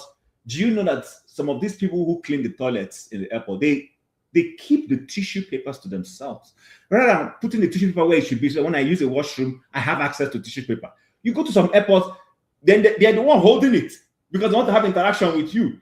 Well done, sir. I want to, and they will now scroll tissue paper and hand over to you. They will tear and hand over to you, and they say, "Well done, sir. I was here to help you." What kind of culture is that? Put the damn thing where it's supposed to be, so that when I go use it, I use it. But the lady is holding it. In fact, some of them even sabotage water running in those places. So there is a huge decay in the mind of the average citizen that needs a shift. And until we have a leadership that begins to realize this, and I want to empower my people. Listen, poverty has been weaponized by our politicians. People want you to come around their homes during Christmas and then they're giving you envelope. Or when the man goes to Bodyland, they go and gather on the street and there's a long queue. That was a vision I had. Man, exactly. So until the president is saying, I don't want people to come and hang around me, let them live a good life. That's the only time the psyche of the average Nigerian will change. But if it is with these guys we see right now, it's going to get worse. Okay, I don't want to go to controversial. Let me get to the next person. I think the next person is Mazi. Mazi. Let's bring the Mazi in. You know, it's like a chief's name, you know, when they say Mazi. But thank you for joining me. Is there anything we can do to stop this begging culture? Let me just play this video quickly. Just hold on for a second. Let me just play the video quickly so we can see what I'm talking about. Money, I'm angry. Angry. Did you say it? I'm angry. I need money. Money. I need money. You know me. Give you anything? Show me love. Show you love? HSP coming to Nigeria is the most embarrassing thing I have seen this week. HSP has gone to a lot of African countries. No embarrassment, peace, nothing. These guys spent less than 24 hours. Everywhere just looks so rowdy, messed up, like as if they know it was coming. Like, why is it not looking organized? Like, Nigeria, I beg. Imagine the moment Speed landed Nigeria, you see a lot of begging, asking for handouts. Imagine, that was so embarrassing. That was so embarrassing. Speed went to Kenya. You see the love people in Kenya was giving Speed. Love, real love. They're just happy to see Speed. But Nigerian own is that you see grown men begging 10,000, give me $10,000. They're already begging for money already. That young man, come on, bro, this boy just turned 21, man. Just turned 21. He already started doing begging. I never seen any Kenyan person that was doing begging on live stream. They were doing different activities to show Speed about Kenya, how it is, and different activities. You come to Nigerian own. The only thing you are seeing is people looking for, they are begging, they're looking for handout, begging. Ghana, you're the only one that can save West Africa from this bad image. You're the only ones. Because Nigerian owner, Welcome to the channel. It's Nigeria. Thanks for clicking on this video. Oh my God. Guys, I'm laughing because what I've been hearing. No, let me not just embarrass Nigerians even, because they say we are a laughing stock now. That is what this week has revealed among these that grown men. They are not poor. They don't look poor. Some of them don't look poor. They were one of them was well dressed and everything, was begging for money, jogging along the car, begging for money. Even the one that is doing weightlifting is begging for money. Is there anything we can do to remind our people how to be a little bit more reserved? Like, at least to foreigners that just get, in short, let me do a guest. You know, let's draw the line in guests. If a guest is in the country, maybe we should rein in some of this our behavior. Is there any way to pull it back a little bit? Mazi, please, I don't know whether you have any suggestion for this, because I don't have a clue how to get around this other than, you know, whipping people. Can I just bring this thing for you then? So please, when you're talking, can somebody eventually please help me understand the word sir? Please, can you tell me what sir means? Is when if I say sir to forefathers, does that mean I'm now licking forefathers? Yo, ignore that. I sent it in the comments. Ignore it. Ignore it. Everybody. Forefathers, good evening, and good evening, my friends. In Igbo language, we do say "manu pafra pafa pafugo." You know, the oil, palm oil is poured, you know, on the ground. You cannot remedy it. You cannot bring it back. There is a decay. The society has rotten. It's rotten society. From Asurok to the cleaner. Everywhere is rotten. I don't know how we are going to remedy the image of Nigeria. Tell me where any sector that is working. You are talking about these people. Go to the ministries. Go to the ministries. If you are not, in fact, you have your envelope must be full. If you are looking for something, you have your money, you want to register a company. You have to see them. Otherwise, your file will be, you know, taken from you, put on the carpet, and that is it. It's a rotten society. That's why you see us everywhere running away from our country, because the society is rotten. Look at that young man. He was embarrassed. Everywhere was messed up. garbages everywhere, stinking. And when you say that Nigeria cities are stinking, people would think that you are just you are trying to talk bad about Nigeria. I've said it here before. Tell me any city in Nigeria that has running water, because if you have running water, you can keep your place clean. Even Lagos, as we speak, there's no running water in Lagos. There's no running water in most places in Abuja. In most places in Abuja, there's no running water. Or you have to dig your own water. Abuja is the newest capital in the whole world, because it was 1975 or 1976. But look at Abuja is, the plan is zero. Everybody is building. Abuja is not bad, though. Are we including Abuja in this? Are we dragging Abuja into this? Of course, because don't because you maybe when you are living as Metamos, if you go to other places, forefathers, there is a place they will show you in Abuja. You will never ever in your life dream that this is Abuja, and this is about 5 kilometers to the seat of power. The Abuja I know some parts are not good at all. Like not the best. Forefathers, sorry, is there pipe-borne water in Abuja? Anywhere in Abuja, pipe-borne water? Yes, there is. Please. I've not seen it, but there must be. No, because hold on, Maska, hold on. I know the design, it was there, but I don't know if it's existing. So the water is there. I can. It's working. There is pipe-borne water in Abuja. But excuse me, when we talk about Abuja now, like in the where I live here, it's a village of about 7,000 people. There is everything is working. I'm not talking about Metama. We know Nigeria everywhere. In Kano, my hometown, there's no pipe-borne water. That's what I'm saying. Yeah. No. That's what I'm saying.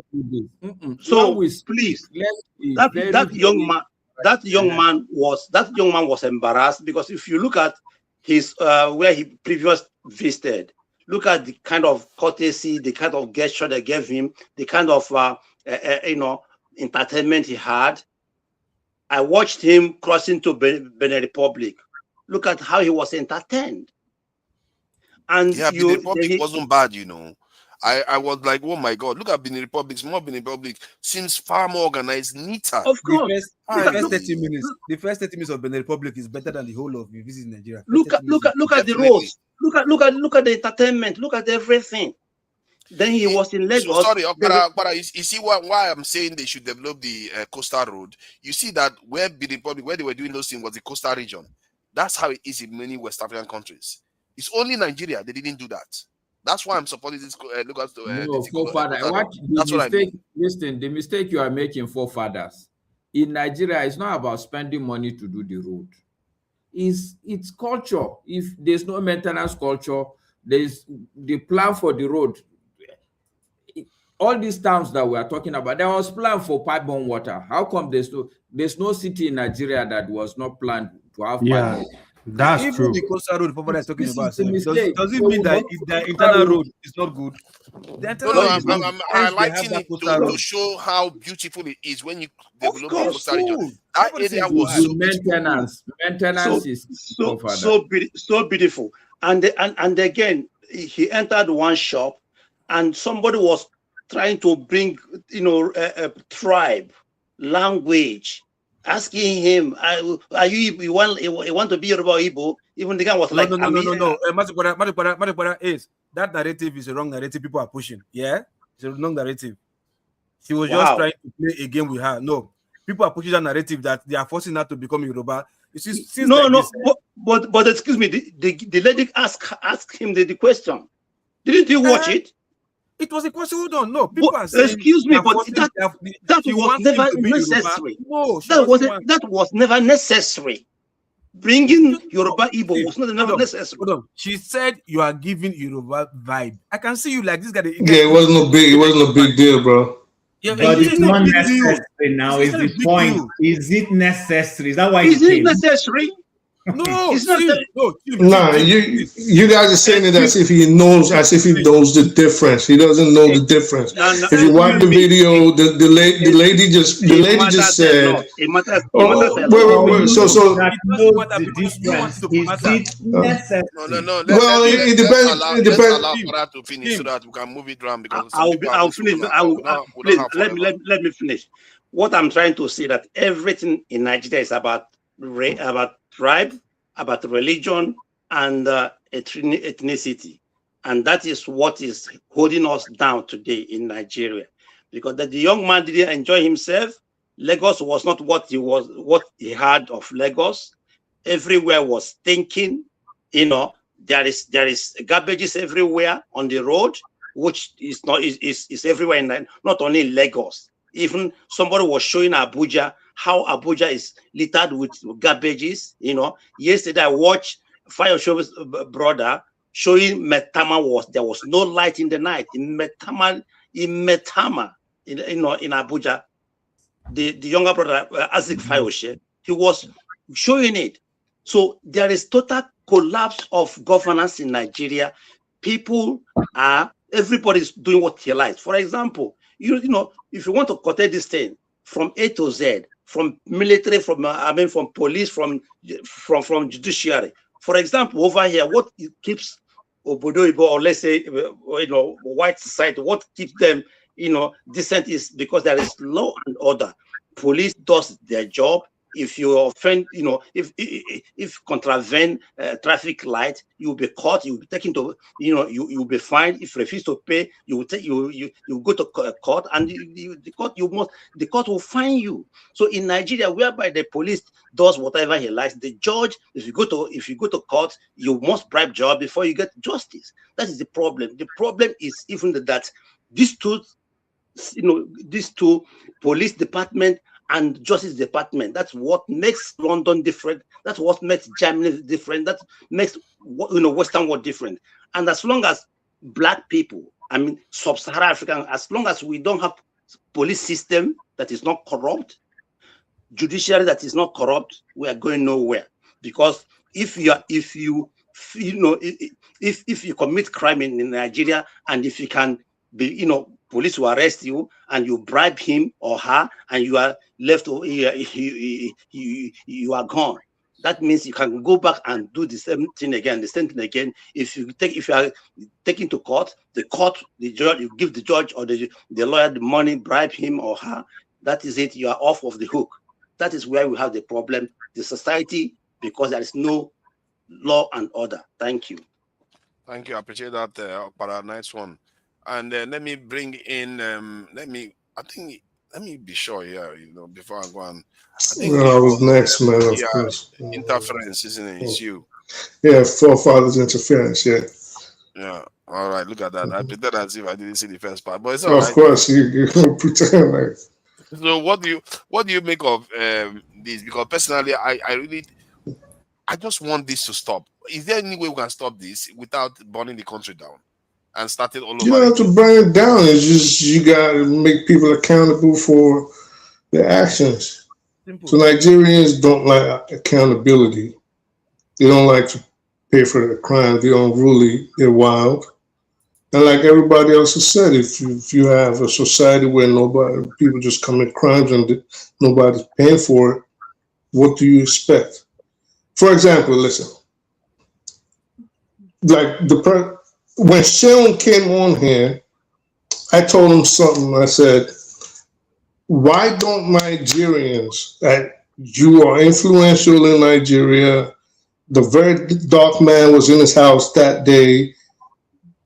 Obviously, they said they were discussing how to form a political party, but you guys are known for eschewing corruption. You're known for abhorring corruption, right? So I said, why don't you guys say,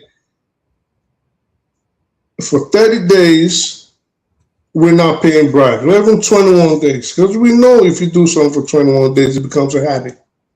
You know what he told me? Oh, well, it's not going to work. It's not going to work. And I'm like, okay, your marches haven't worked. Your protests haven't worked. Your riots haven't worked, but you could actually have some form of civil disobedience through your actions. But guess what? Obviously, you guys don't want it.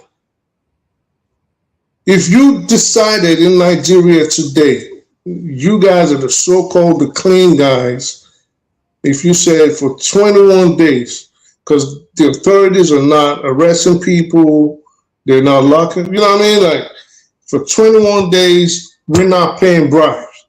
You can easily spread that around the country and say, starting so day, we're not paying bribes, we're not taking bribes. I don't see why that is hard. Maybe there's something I'm missing. Maybe there's something I'm not understanding the way they think. But I don't think it should be. For 21 days, they're not going to go back to it. Well, I say 21 days symbolically. So if we started, can we continue it, is my point. But because we know it is ingrained in them, let's give them a date and say, oh, until XYZ date. If a lot of people imbibe that, tens of millions of people, I guarantee you from there, it'll be a snowballing effect where people moving forward might be like, no, I'm not giving you no bribe. No, I'm not paying you. I'm not doing, you know what I mean? So I don't know why they don't want to do it. It is, I think it's just then okay, what do you think about this Doge kind of idea where you have somebody that we know is highly reputable, that knows what he's doing, that means well for the country and wants to do the right thing, goes into all these departments and make sure they do what they are supposed to do it, and if they don't do it, he pulls that person out and chucks that person out and replaces them with somebody that has that power that we know that can do that. Can we not find anything like that? Basically setting up like a task force, like an undercover unit. Specific task force that is meant. That would be that person that is heading it based on his credibility. Under normal circumstances, that is what Nigeria needs. But well, before I even move forward, Doge is not credible because they didn't even do anything anyway. But the idea, right. The idea seems like something. Yeah, but that is we have all these institutions. It's just that exactly. So having them is not having them setting them exactly. That's not it's the implementation exactly. So it's not problem. Enforcement. I told you our problem. You have the ICPC, you have the EFCC, you have all these other crime fighting units. Maybe can appoint somebody to somebody that they know this person has very, very upstanding against corruption and everything. Gives this person the power. Goes to every institution, every department, any issue that arising, he's cleans out. Is it okay? Is it okay if this guy, if this same guy, is it okay if this same guy that we want to put in charge? Remember, Ribadu was like that. So is this okay? This same guy we want to put in charge arrests Remy Tinubu if he finds her corrupt or she. Or his friends, or his family members. This is the conundrum. You know what I mean? So you can do it in such a way that because the president is not going to do that if you want to do that.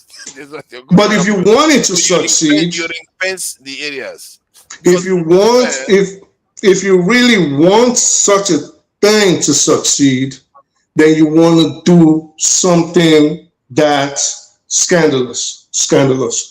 Meaning you want to catch a bigwig and use them as an example for the rest. You will have to. You have to. So that will send a message down that nobody is untouchable. But in Nigeria, are they willing to do that? So it has to be a top-down approach. Personally, I think, for example, Lagos is overcrowded, way too overcrowded. And you have to start figuring out a way to spread people out to neighboring states and discourage most people from staying there. And those that really do not have a business and are not of any benefit to that society, you got to find a way to kick them out. As cruel as it sounds, that is true. I think the truth, that's not possible to be done. I don't know if it's possible, but I think that is what this Lagos as itself needs.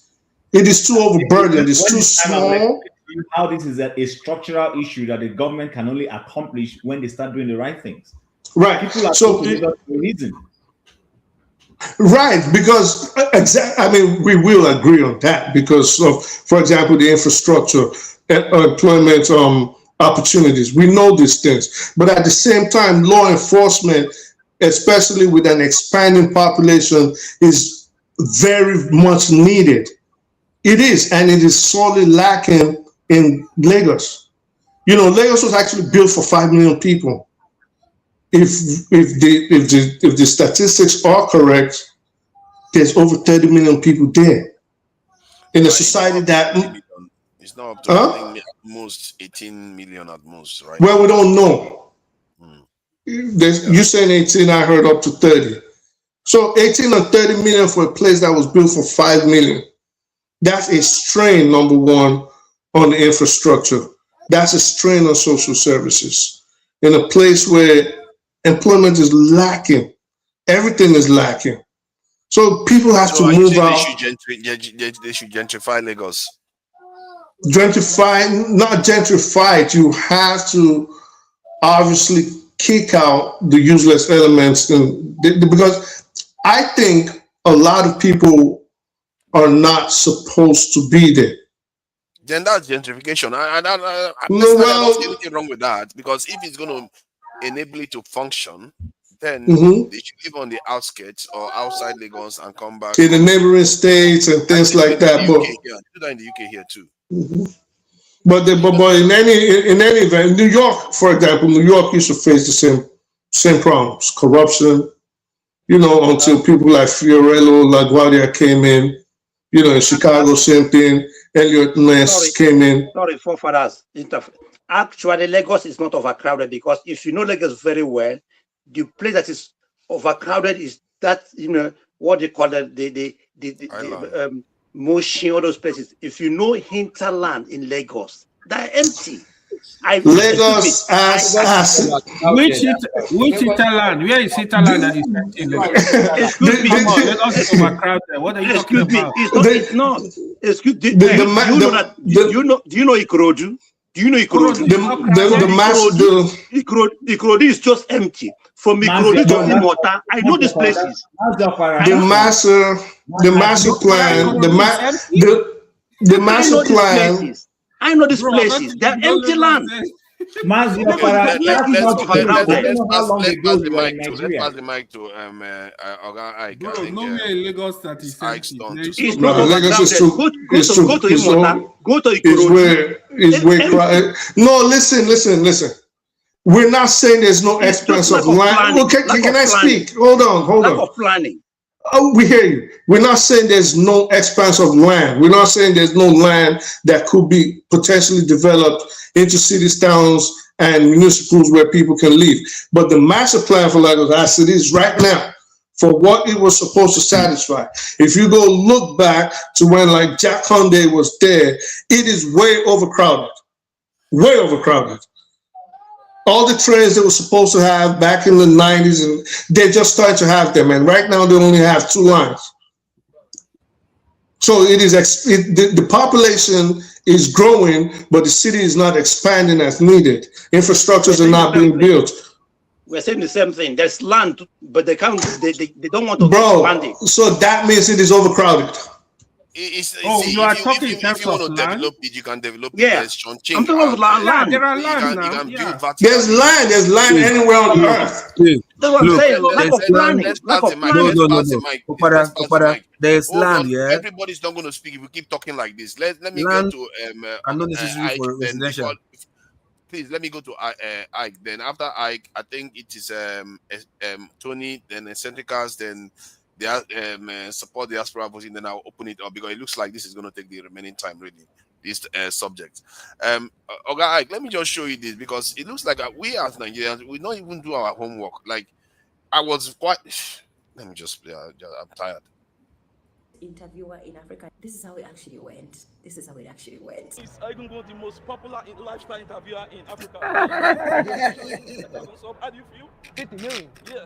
Not 50,000. Okay, 50 million. Really? Yeah. Really? Happy birthday. How old are you today? 21. Jesus Christ. Jesus Christ. Idiot. Sorry, when did you start this? When did you start? What? When did you start this? When did you start?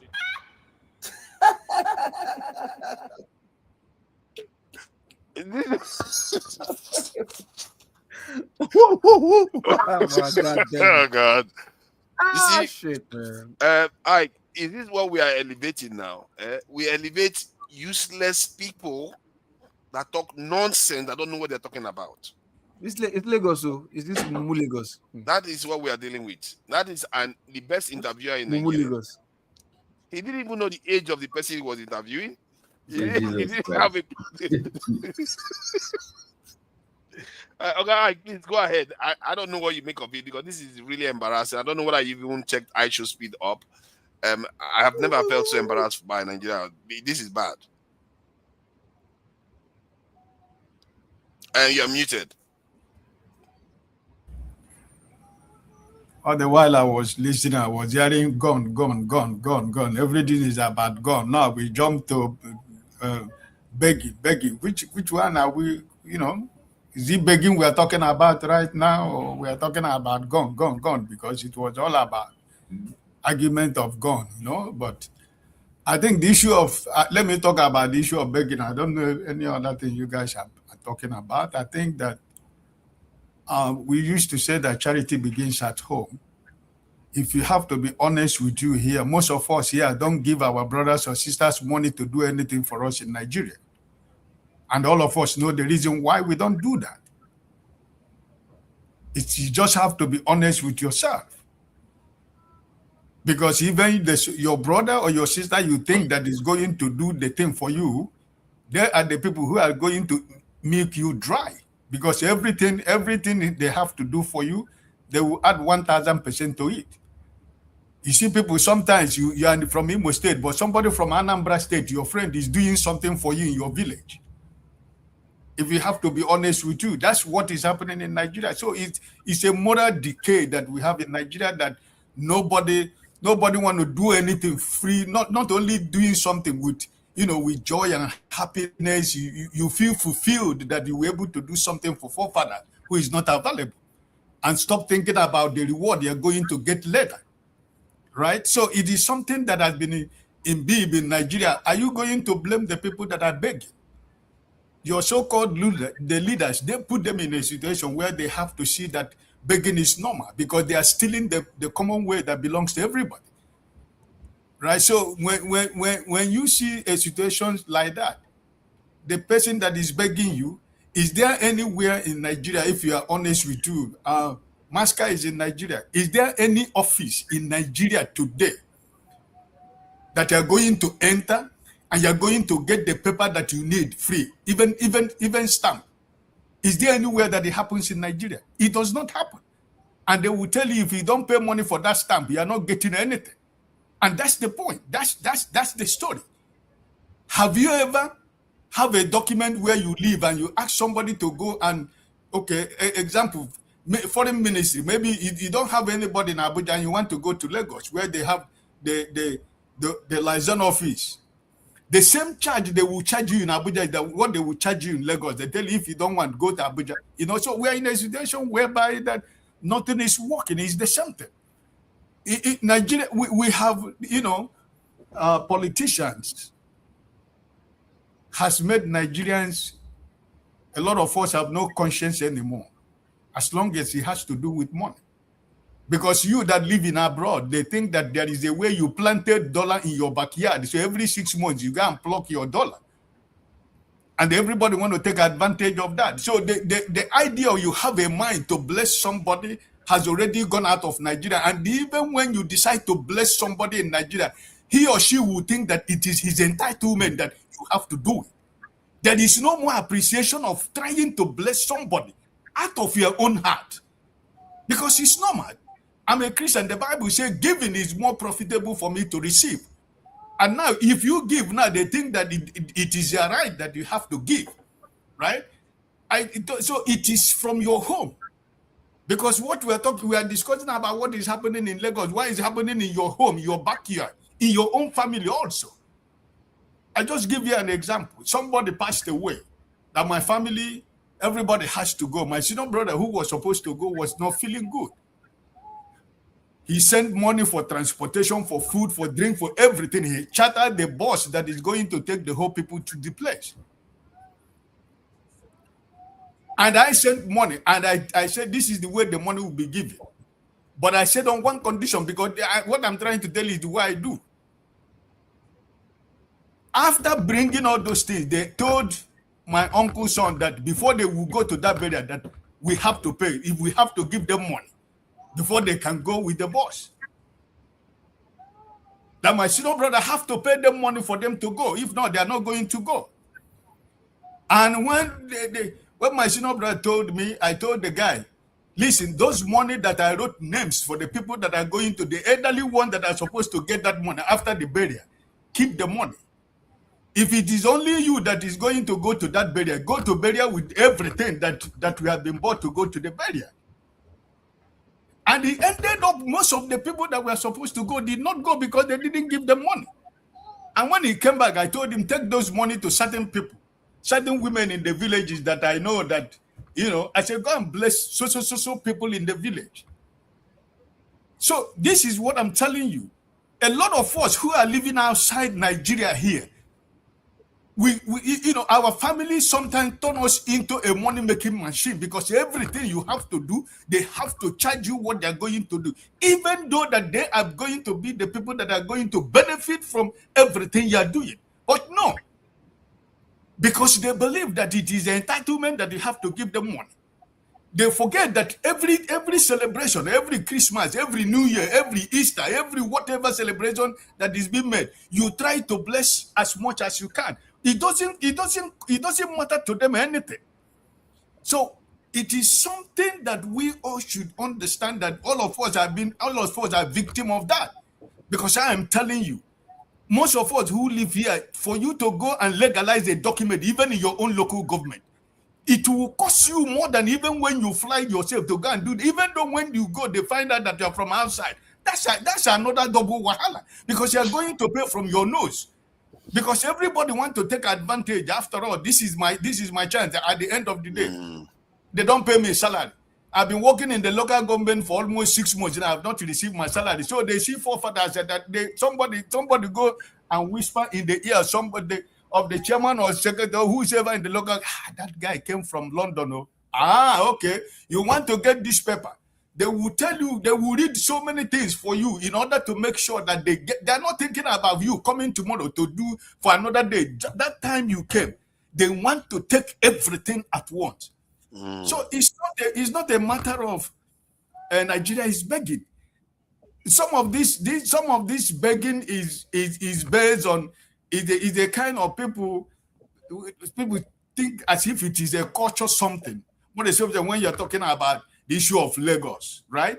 But the thing is what I'm trying to say is that the begging has become part of Nigerian society because there is no more, the moral, you know, the morality in our society has gone from family to wherever, you know. So you don't blame people who, when you see people doing certain things, it shouldn't be a surprise to you, because even somebody close to you are doing the same thing with you, but because you are not there, you trust your brother or your sister, or you believe they're doing the right thing, even though you know they're not doing the right thing, but you still got to do it because you are not there. You can't be flying to Nigeria every 3 months or every 6 months, but you still have to do it. But the point is that normally, the one that surprised me about this is, I know, like, we do it to ourselves, but this one is a foreigner. A foreigner. He's not even a Nigerian. Charity begins at home now. I don't understand. On camera, you were begging him openly on camera. I'm not sure I've seen anything if like you that. do it to yourself as a culture, you cannot change when you go to outsider. I don't understand you. You know, you would think when something you do inside your family, you do when a stranger walks in, you reserve it. You feel a little bit reserved because that's how you. Father's question for you: How you take it as a culture? How is that different from a minister who is discussing with investors who want to come and invest their money, and the minister is asking them what they will offer? What's the difference just at a high level? If a minister, that's regular. That's regular. If a minister who is for He's creating not job saying that it's different. He's saying that the whole But country the has a minister is problem. offering something. You can, that's pure bribe. This one is, they are not offering anything. But Just it's give the me same money. thing. Forefathers, you are Forefather, demanding something. It's not. Forefather, what is different between bribe and begging? I tell you, it's the same thing. Forefather, Bribe don't is worry. you are exchanging you are exchanging value. No. You are trying to speak big grammar. Because like Chief said, a minister who is supposed to do a project of about 100 million is asking you that they have to add 50 million on top of it. Is he not begging?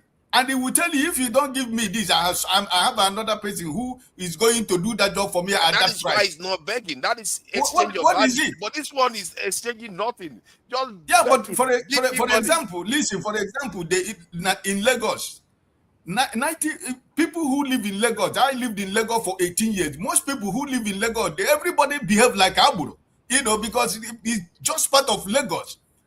And nobody drops anything for you free in Lagos. You got to give something. And if you don't give something, he will take that thing back to where he bring it. So it's just kind of a culture that is in Lagos that everybody behave the same way, right? So, but I believe that, I'm not saying that it's a good thing that it has to happen. But just this simple example that Jim gave you, that's the problem we have, because it's from the top. And also in your own family, it's happening to you. There are so many Nigerians with so many ugly stories that you are giving your brother money to build a house for you. He's using the money to build that house on his own name. And some people will travel home, discover that the house he built was not on his name. We have seen so many ugly and sad stories. Nigerians' ethics, we've lost ethical Evil people. people, It's like at the bottom. It doesn't exist. So And they go this to is the church all the point. time. Those people in the street who are telling the guy, give them 1,000, 10,000, 10 million, all this, they don't see it as anything. They see it as part of life. They see it, he has that money and they got to give it to them. So my brother, it's just... I've entered the bus. So in the bus, when you pay, you give money and then you get change. And the passenger was expecting change. The conductor kept saying, I don't have change, hold on. Somehow the passenger got down and forgot the change and walked away. He forgot. Do you know what the conductor said at the end of the day? He says, Oluwa Shefumi. Do you know what that means? That this is like a blessing God has done for him. That God did one for me. God did one for me now. That's a pro. So my brother, I don't know. When I was growing up, Nigeria was bad, but this level, they've gone on a different level now. Because we refuse to do something about it initially. Really there's no punishment for any illness. Maybe we shouldn't be lamenting it. How do we stop this now? Because personally, I'm thinking that we need a kind of war against indisciplined behavior. You gotta bring shame back. People are shameless. They're shameless. Let me give you a quick story. Something that happened to me in Nigeria one time. I'm going to a meeting, someone I just knew. I'm driving early in the morning. I gotta go close to them. You know what I mean? So I see him on the bike. He turns around. He sees me. We lock eyes. He turns around. He stops me. I stop him. I'm thinking he's going to ask me for money. He looks in the car, says my shoe. He's telling us, let's exchange shoes. And he's not refusing to go. He's like, I should give him. I'm looking at his shoe like, how am I going to wear this into a meeting? I'm saying, listen, don't worry about it. When I come back, you can call me. I'm going to give it to you. Nah. He was insistent. I had to drive off. Then he went around telling people that I was rude, and you know what I mean. But they have no shame, no shame. There's no shame. There's no shame to extent of how much they'll beg. They have no dignity, no pride, no shame. That's what you're saying.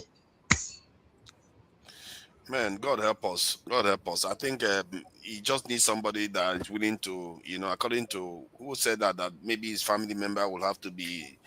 You are the one that said the interference that family members should be fair game if you really want to clean the system, because you need a kind of dog system. I'm sure there are Nigerians with a high level of integrity out there that will do anything to make sure people, lawbreakers, rule breakers, pay for what they are doing.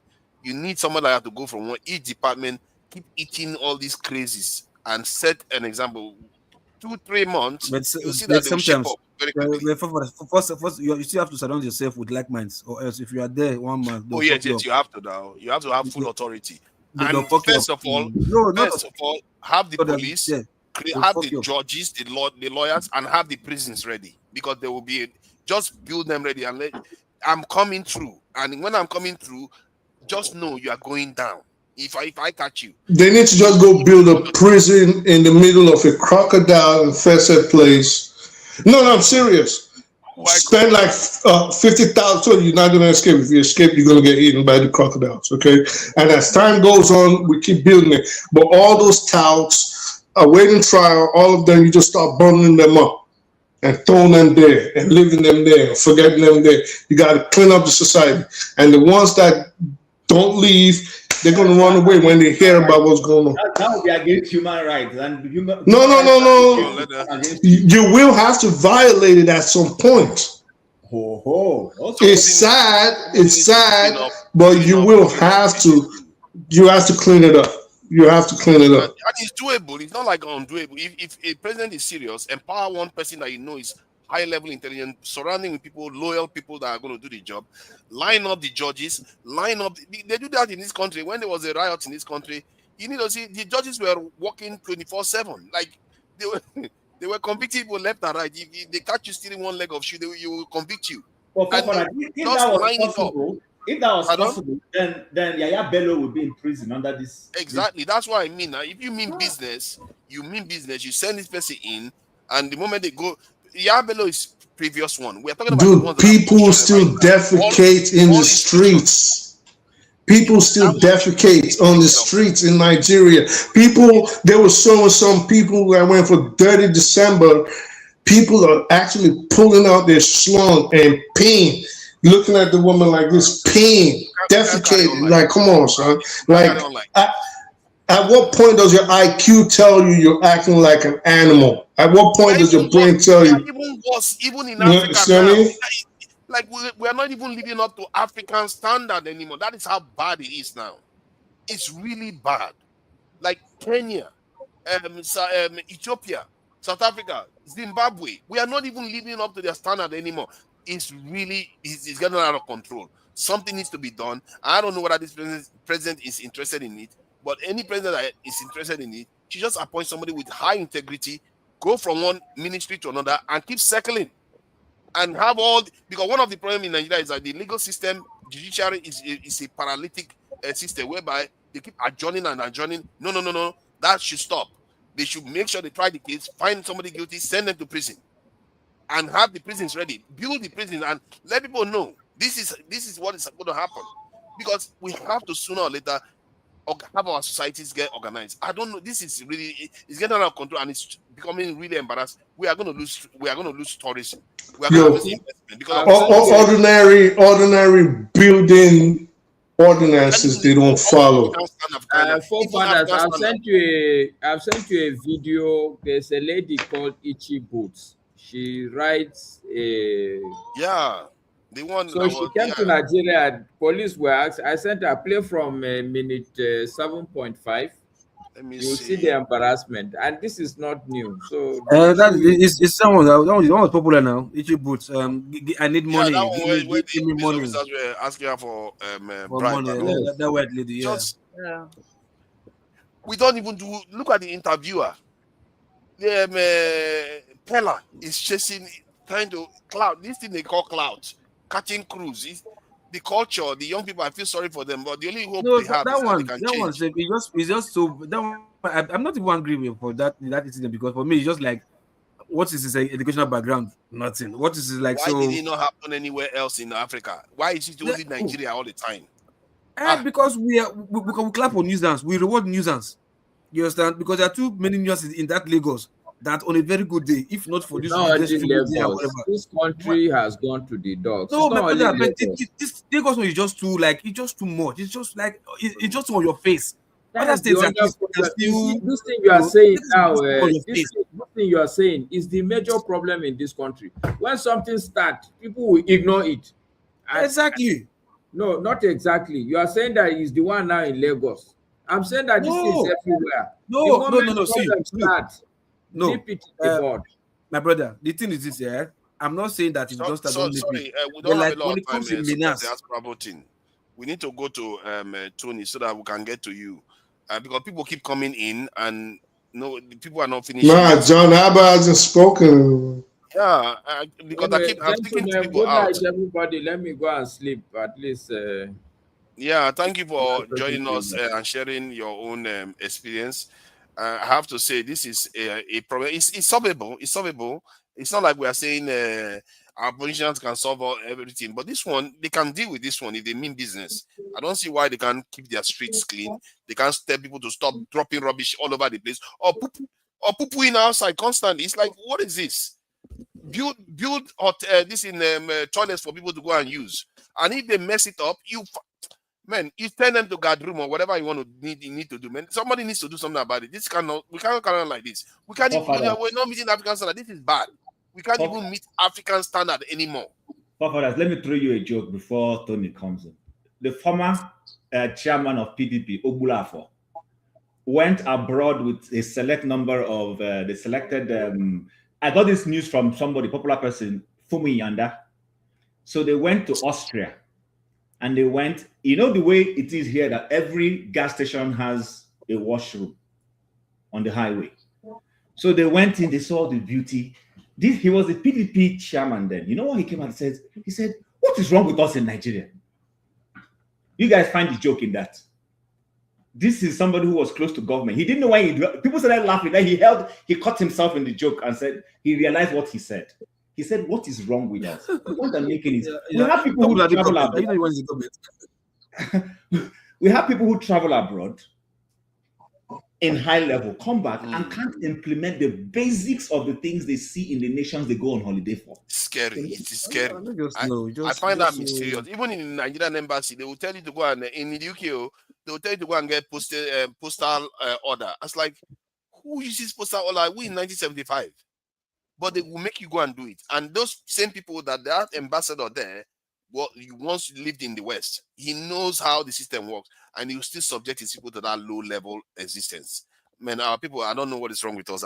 It's really weird. Like what you just said just now, somebody in government is complaining about the same people in Nigeria. Forget that he actually has power to do something about it. So, Tony, I don't know what to make of this, because I think there are times when you hear about your country is underdeveloped, you feel embarrassed. 419, you feel embarrassed. Your leader is sleeping and all kinds of rubbish.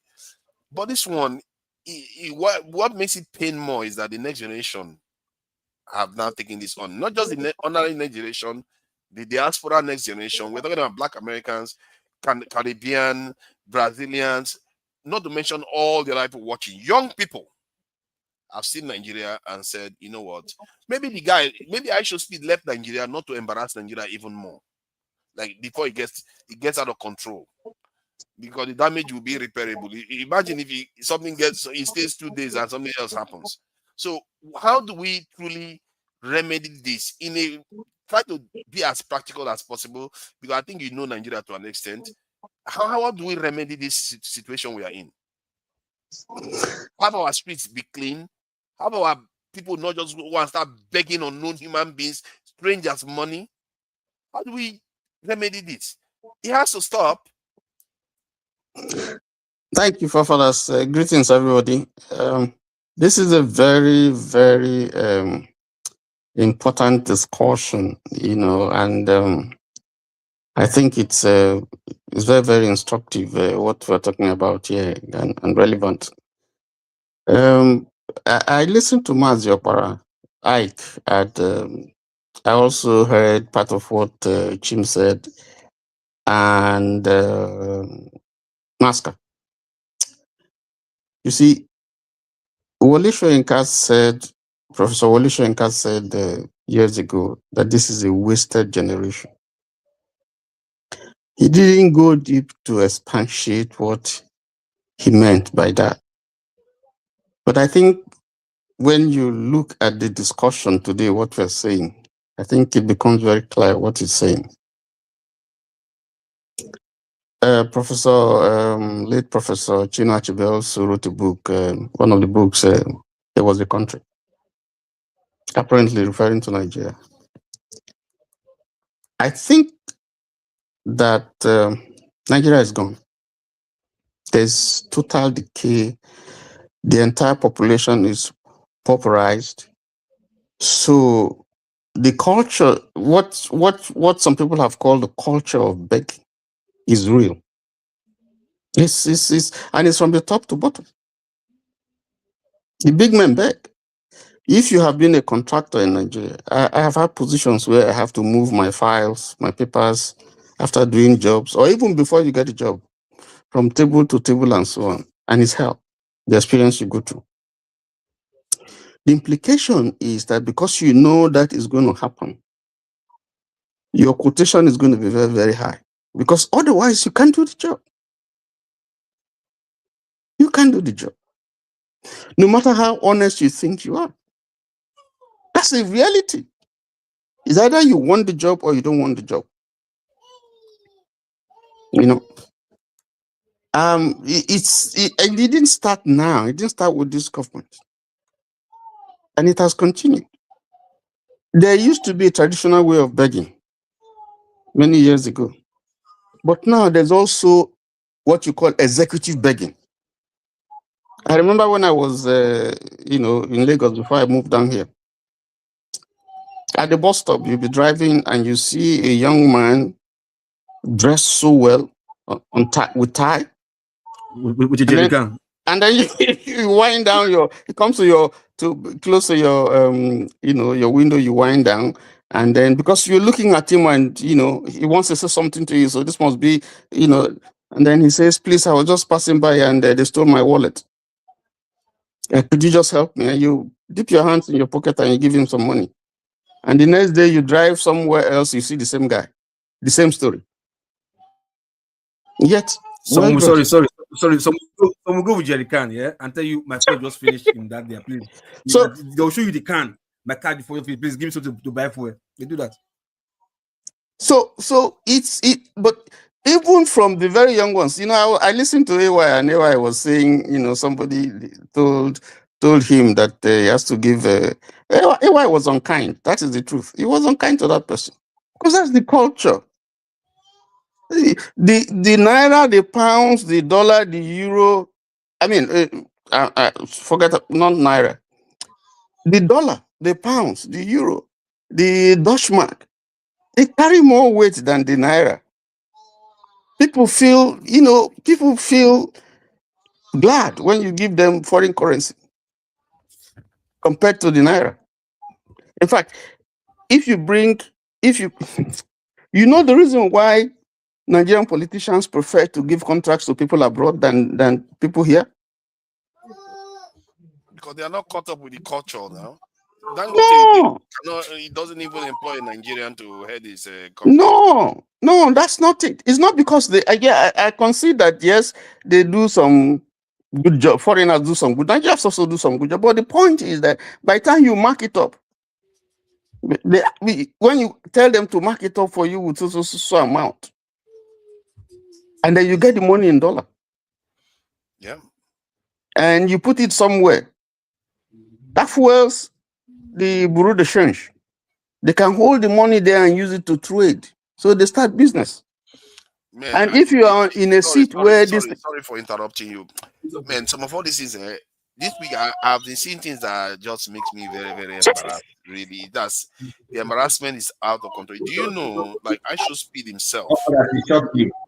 Hold on, sorry, I'm stopping Victor. No. No, it's painful. It's painful to be seen. It's just too much. It's too much. See, I should speed himself. You will see black people are his bodyguards. All the technical people are Europeans or Asians. When he went to this in Angola, when they were doing all kinds of stuff, you see black people dancing like this thing. Then when they wanted to do that drag racing thing, who were the people controlling it? Foreigners. Not even black people in Angola.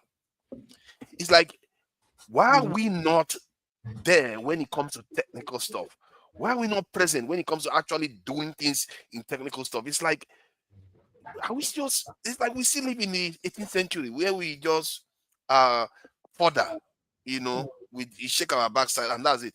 I really find that very, very disturbing when I see it, and I see it almost everywhere, including with ISO speed, including with within Nigeria. And you see that even Dangote doesn't even employ Nigerian, which is this refinery, because why we say we have graduates? Why are we not there? Why are we not? Why don't you see a Nigerian heading a technical company and running competently? Well, Tony, let me share your time with you. I don't think I have time to have my own section. I'm like feeling a little sleepy here, and the thing that he said is actually part of what I wanted to talk about. Right? I want you guys to look up PISA ranking by OECD. Right? And that's why anytime I come here, I always talk about education, the importance of science education. Right? If you look at a pizza ranking, Nigeria, it's like not even there. They're not there in any ranking. And pizza ranking leads to economic countries with low ranking, right? Have like increased poverty and have economic stagnation, right? This has to do with the expenditure in education and the salaries of teachers, right? And of course, the living quality of living, right? The living condition. Here it says the high rankings suggest that the education system is producing graduates who are well prepared to meet the demands of the economy. Also, which can lead to higher productivity and innovation, right? So, you know, that's the problem here. If you don't invest in education, you're not going to meet in the 21st century. You're not going to meet the economic demand of today. You know what I'm saying? That's where our focus needs to be on, not on locking people up. You know, like people suggesting here, building more prisons. There has to be focus on education, on investment on education. That's what we need to do. That's what we need to champion, right? That's the solution. It's right here. Go look up PISA ranking ranking by OECD. You know, Asia. I agree with you on that. Asia. Some of them are not educational. Asian countries like Malaysia. Driving that car. It's just skill that he gained. I don't think he was even educated in terms of that. No, I'm not talking about the drag car. I'm using your point to kind of make a general point here. I agree with you on that. Countries like Malaysia, you know, Asian countries they rank higher in PISA ranking. They are going to be global leaders in the future. Africans is not there. We're not there. So this is something that we need to do something about. We need to do something about this, right? If you look at a ranking for Nigerian universities, right? You know, you have a University of Benin, I think, and it's a University of Ibadan or University of Benin and University of Lagos. They rank pretty high, right? In terms of teacher quality, I think it's Bangkok University rank pretty higher, but when it comes to research, they rank pretty low compared to like the top 11 universities in Nigeria, right? So and those universities. Like is it Bangkok University or Babcock University? Are Babcock, yeah. They're pretty expensive. They're pretty expensive. I have a friend in Nigeria, right? She's budgeting almost 12 million naira to put her kid in the school. That's like the first term payment, like paying for admission and everything. It's very expensive. The government needs to do something to subsidize this education or actually improve the government universities and colleges, right, and do something about the research. I remember us having this conversation the other day, and I also told you that it's one thing to train those people technically. Somebody needs to turn up their light to enable them. I think there's a bit of noise coming. The kids are talking, yeah. It's another thing to give them the industry that they are going to actually practice it. Otherwise, they're just training them to go and work for people again. I mean, the thing is, have lost a hope in educating our people. That's I agree with that, right? You know, the issue of brain drain. It's an issue, right? But the thing is, you know, the reason why you have a lot of people, you know, out on the street begging for money is because they live in Lagos. Lagos has the demand that Lagos has. In order for you to actually succeed in Lagos, you have to have a higher education. That's a fact. In order for you to succeed in Lagos, most of those guys don't have higher education and they're stuck in limbo. So this is just a survival reaction. They are in a survival mode. And if you're in their shoes, you would have done the exact same thing. You know, if you go to countries like Pakistan, you see people that beg for money on the street. They have people that beg for money, and these countries, mostly in the Arab country, rank pretty low. And countries in South America rank low in PISA ranking. African countries rank pretty low in the PISA ranking. It's not a coincidence that the countries that rank higher are the ones that are, that are pioneering technological advancements, and we are below. So that's what we need to talk about. Because, locking people up, building more prisons does not address the problem. Can I round up? Yeah. Tony, let me just interrupt 1 minute, just 1 minute. Go ahead and round up, Tony. Thanks for the time. Just one minute, Tony. What I want to say, go ahead. Thank you, sir. So we can, if anybody has been listening on here forever, one thing I've always pushed was education. Me and forefathers, we always go through this all the time. I always talk about the government needs to invest in education, but at the same time, you have to clean up the society. So it's not, you can walk and chew gum at the same time. We're not saying just start locking innocent people up. The society has a bunch of criminals, a lot of law violators. There has to be some sort of organization in that society. And if that comes with following the law, no matter how harsh it is, then so be it. But at the same time, yes, we've always said that, and I agree with you. We need to educate the populace. It is unfortunate that education is sorely lacking, but we need it. But we can do both. We can do both at the same time. You can clean up the society, and you can talk about the quality of education here. Okay.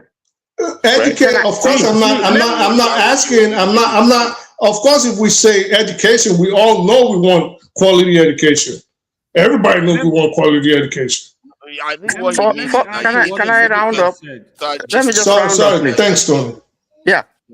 Forefathers, if you remember that we once had a situation where a cleaner in Murtala Mohammed International Airport found a bag containing foreign currencies in a bathroom, and she brought it out and handed it to her superiors.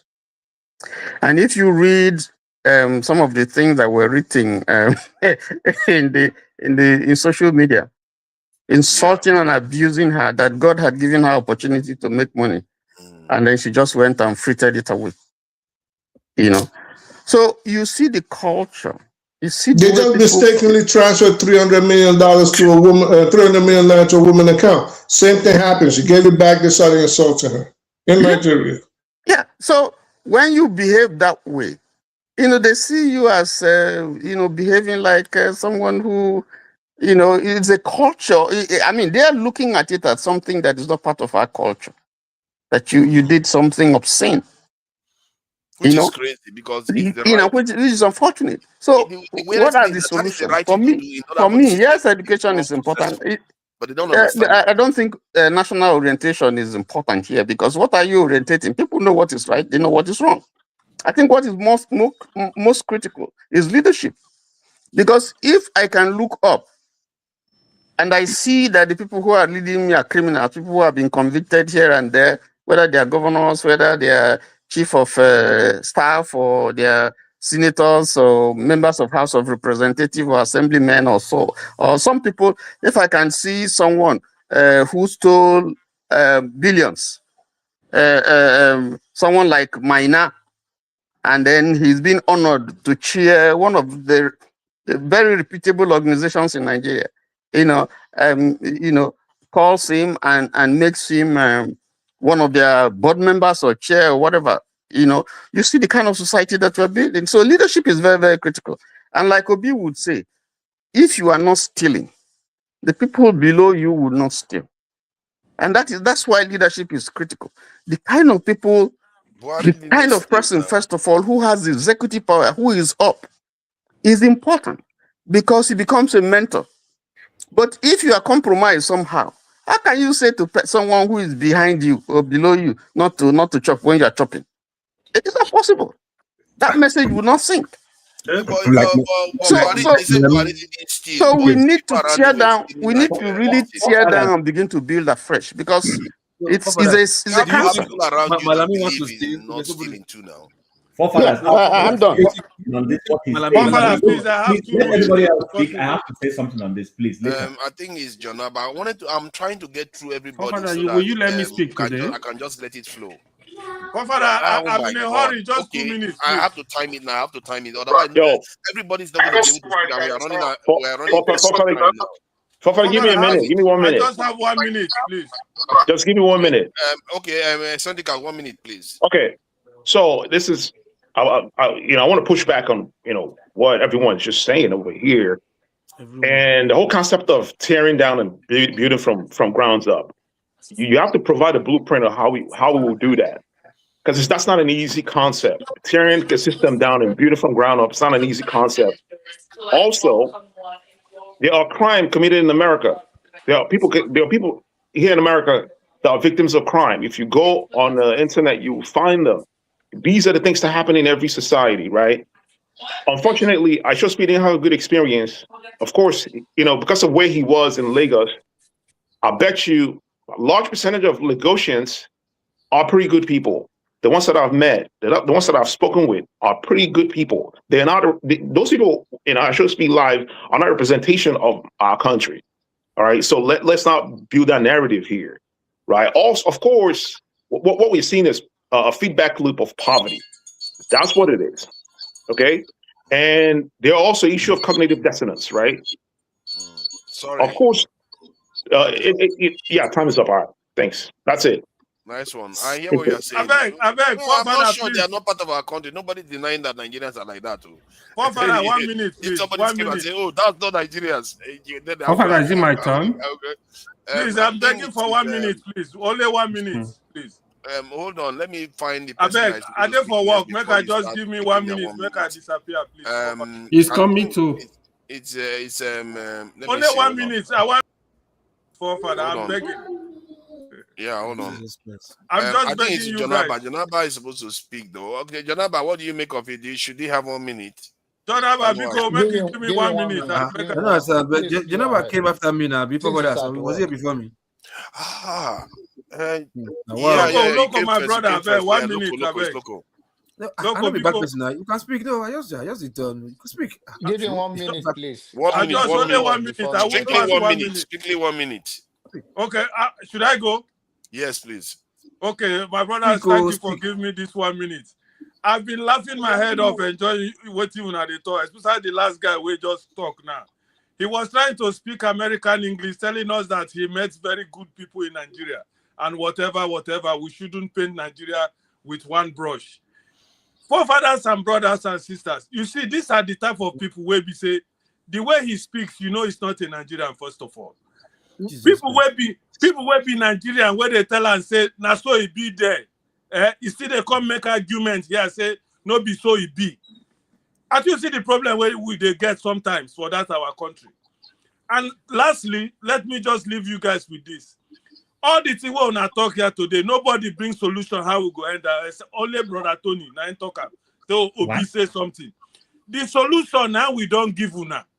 Revolution or recolonization, make people can't help that country. Bye. No. Help. I thought you just got something good to say. Can I say something? Why do you? Why suddenly you burst into the conversation? Because you have a colonization. I'd like to say something. Please, I would love to go. Yeah, I think between Jonaba it's and local, but I would like local to give diaspora. me. Yeah. Local cannot go before me, never. Talk, Jonaba, talk now. I think it's supposed to be local turn, to be fair. So local. Okay. No, Jonaba. No, Jonaba Maga. No, give Jonaba Maga. Oh, me self I be your guy after Jonaba is so nice. Local is so nice. Jonaba, I don't know why this is not staying in the middle. It's going to jump off again. Look at that. He doesn't want you there. Why did you jump anyway? Your connection seems to be causing it. So the two people by advertise them is all right. So Jonaba, we are struggling to meet African standard now. This is bad, isn't it? What are we going to do? Can you share maybe briefly your experience, then solutions, please? And I will time you 4 minutes at most, because we don't have a lot of time anymore. So the issue, can you hear me though? Good evening, yes, everybody. Yes, loud and clear. Okay.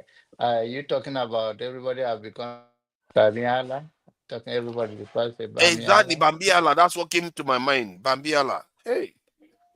That's exactly what came to mind. And I didn't want to tie it to the north, but I was thinking, hey, is there something that is filtering down south? Is that the cultural thing where, you know how in the north they say the rich people, they are very, how do I put it, like charity to the poor people a lot. I feel like maybe there's an element of that because Tinubu does it in Lagos that seems to have crept into the behavior of these so-called Western people now that is not present in almost any other country in Africa. I didn't see it in even Egypt. Egyptians, they like to beg money a lot, but when they beg money, they are offering you a service.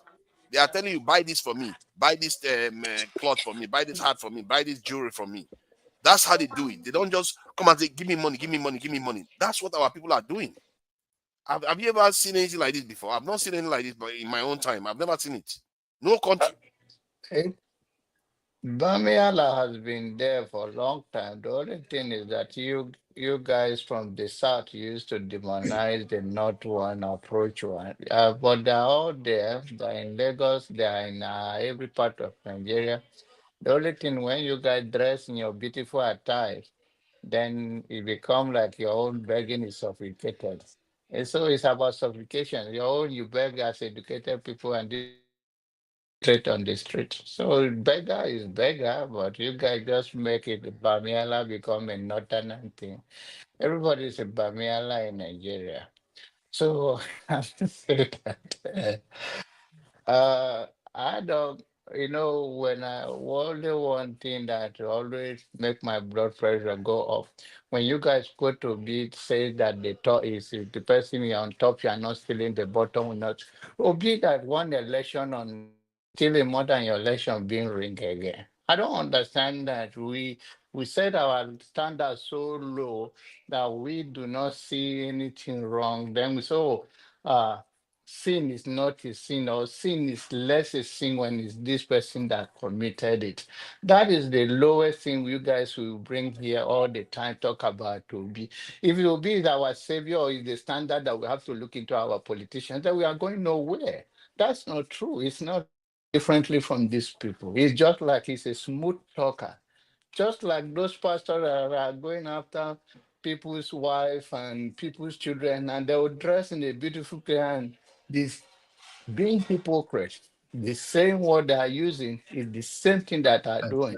Just a projector. Who they are is what they say the other person is. So we have to do more, even on the media platform, that we have to raise the standard. What we are setting, the bar is too low. I was having a conversation with a young lady, and she was very furious. She said that it's the West that are making Nigeria. Nigeria is this. It was so much. Is so much low standard, and we think there is a savior out there that is coming to save us. When we have a true leader who knows how to work things, who can see beyond the current situation and see afar off. There is a visit that in the scripture that it says, as far as your eye can see, you will have it. What we are seeing now is too short. It's too short. We are very short-sighted in our vision for our country. We need a leader that will come and clean this up. And we should not be measuring anybody that is there. It's like a northern family that you guys attached to us here, but it's all right. People have been talking for, I don't talk It's a too shame. It's a much, shame. but then I really wish I could do longer let's raise the because standard. Thank you. That's okay. Thank you. yeah. Anyway, Thank you for let's that. raise our That standard. Bambiala Thank thing you. that you thought about, that's what I thought about. I think somebody on the chat is saying that they were begging him in other countries. Yes, people beg like, people that are poor like Bambiala, poor people. The people that are begging are not Bambiala. This one they are saying, bless me. Like these were already are okay. They were wearing clothes, normal people, jogging, strong men. Give me money. There's a difference there. I've never seen anything like that. They are not offering any value. They are not saying, come and buy this. Let me clean your windshield. Nothing. Just give me money. I've never seen that before. In Egypt, they do the same thing, but they are trying to sell you a service. They are not just saying, give me money. I don't know. Babiala is a different one where You see somebody is blind or disabled, they go and beg money. Yes, I've seen that one in many countries, all various places. But this type where you see able men just going around asking people for money, and sometimes even the person offers you money, you reject it. I've never seen that one too. You are free money. Nigeria will never cease to surprise me. Let me see. Who is next? Oh yeah, diaspora. Please go ahead and welcome. Hello. And anytime you want to say something, you're free to say whatever you need to say as per the rules of the platform. Welcome. So diaspora voting. What do you make of this? Because man, I'm quite embarrassed because now it's not only the world that is embarrassing us. Africa is also, we are not even meeting the standard of Africa. North Africa is just leaving us in the dust. Forget North Africa. I'm talking about poorer sub-Saharan African countries. We can't even compete with them. Kenya is poorer than Nigeria technically, but their roads are better maintained. It's not like their roads are better than ours in terms of the construction, but they just maintain it better. Their people they have more dignity. Look at, oh God, I don't know where to start. Please tell me, how can we get ourselves out of this mess? Anyways, hello everybody. I hope you're all doing okay and here I'm happy. First in first. There's no punishment for bad behavior in Nigeria. First, that's just the original number one. No punishment for bad behavior, for any howlness, even for immoral behavior. Not talk of committing crime. There's no punishment for any of these things. Because if there is, definitely everybody has, no matter how dumb you are, there's this psychology that will tell you, is man, not for a couple, they'll get you down. If you do any, you see any. You understand? But there's something like that in Nigeria. You can do any and still put your chest that nothing is going to happen. And truly nothing will happen. And the way the mind was, it pushed you to dare you to do something else again and again and again. Because there's nothing punishable that comes your way. So that's how, like, nobody wants to work. Everybody wants free money. Nobody wants to work. You understand? But ideally, you're supposed to work to get more money. But everybody, if they have it their way, they don't have to sit, chill, and money does start making money. You understand? Nobody wants to go through the pain or to do something good. They just want to like chill and make money. So that's part of the anyhowness. You understand? That result of bad behavior, and still we don't get punished for it. You understand? And one other problem that I saw majorly, and this problem starting, I know it's not starting, it didn't come up now, but it started really its ugly head again, that whenever anything happens, any event that happens in Nigeria, yeah, if there's maybe something that doesn't go well, I've seen that people want to first of all take the lens of tribal bigotry and want to scrutinize it first before they check if there's any problem. I'll give you an example. This boy, Chukwueze, missed penalty. You did not check why did he miss penalty, what happened, why did he fucked up like that, why whatever, or was it because he was subbed in lately? That was how he played like that, or what? The only thing they could do first is to start to check because they make him lose penalty. You always just the same thing that happened here just now. He had to have lost it because he was an IPOB member, man.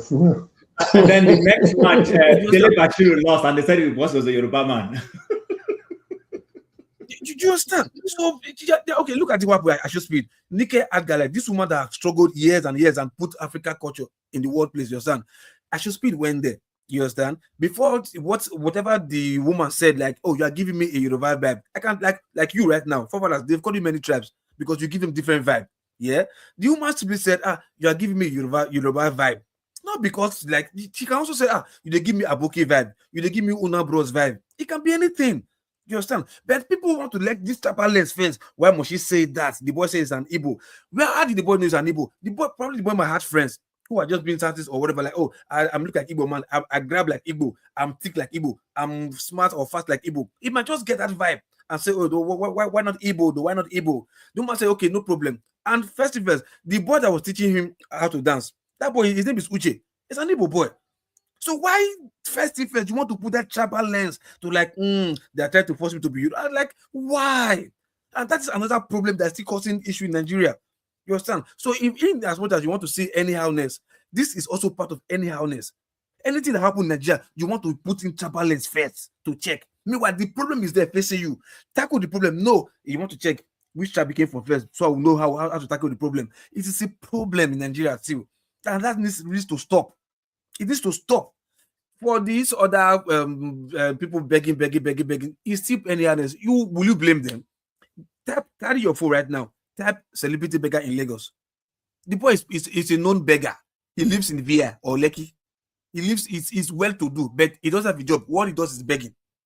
Celebrity beggar. What he does, he goes to where the celebrity are. He begs them money, especially the video. The video can give him 2 million. The video, this one can give him 1 million. This one Wow. Yes. You see, now we are beginning to get to the crux of this. This is something that I've never heard of this before. Celebrity beggar. He lives comfortably in Lagos. He drives good cars. Even when Ashospi came, he was there. He came. His face was still there too. Can somebody tell me whether they've ever seen this in any other country? That somebody no, check. From The boy lives comfortably. He lives in Lekki or Via. Comfortably. Celebrity beggar. It's his name. He has mass following. Mass following. You understand? He doesn't hide it. He tell me, okay, give him 2 million. Meet another celebrity. That will tell you, okay, I give him 1 million. That's what he does. It's nothing like it's not shame about it. You understand? So my question is like this. Sorry? Which kind of juju they use? Just like that. You beg me and I give you 1 million. He's not promoting them. Who promoting who? The celebrities. He may be promoting. No, like you know Nigeria. We have this stupid culture. Like if now you give pass, or if you're encouraging nonsense behavior with money, you think you want to behave like I'm a big boy. I don't give 50,000. I give 1 million. To help people or people who beg. That makes me a bigger boy. So this you also go back to this. I better pass my neighbor. You want to show off that I'm doing more than every other person, so I'm the best. Always want to better pass my neighbor. Hence we have this comparison. This one fan versus this one fan, who is better? Like the same thing with Fela and Wizkid. Like trying to compare just because I better pass. What is our problem? What is our problem? This Fela and Wizkid now, it's just because both of them are from the same region. Trust me, they would have put travel lens to check because it's Yoruba boy. They would have done it. I know my people. Stupid anyhowness. And they get rewarded for it, and nobody calls them out because it happens in Lagos.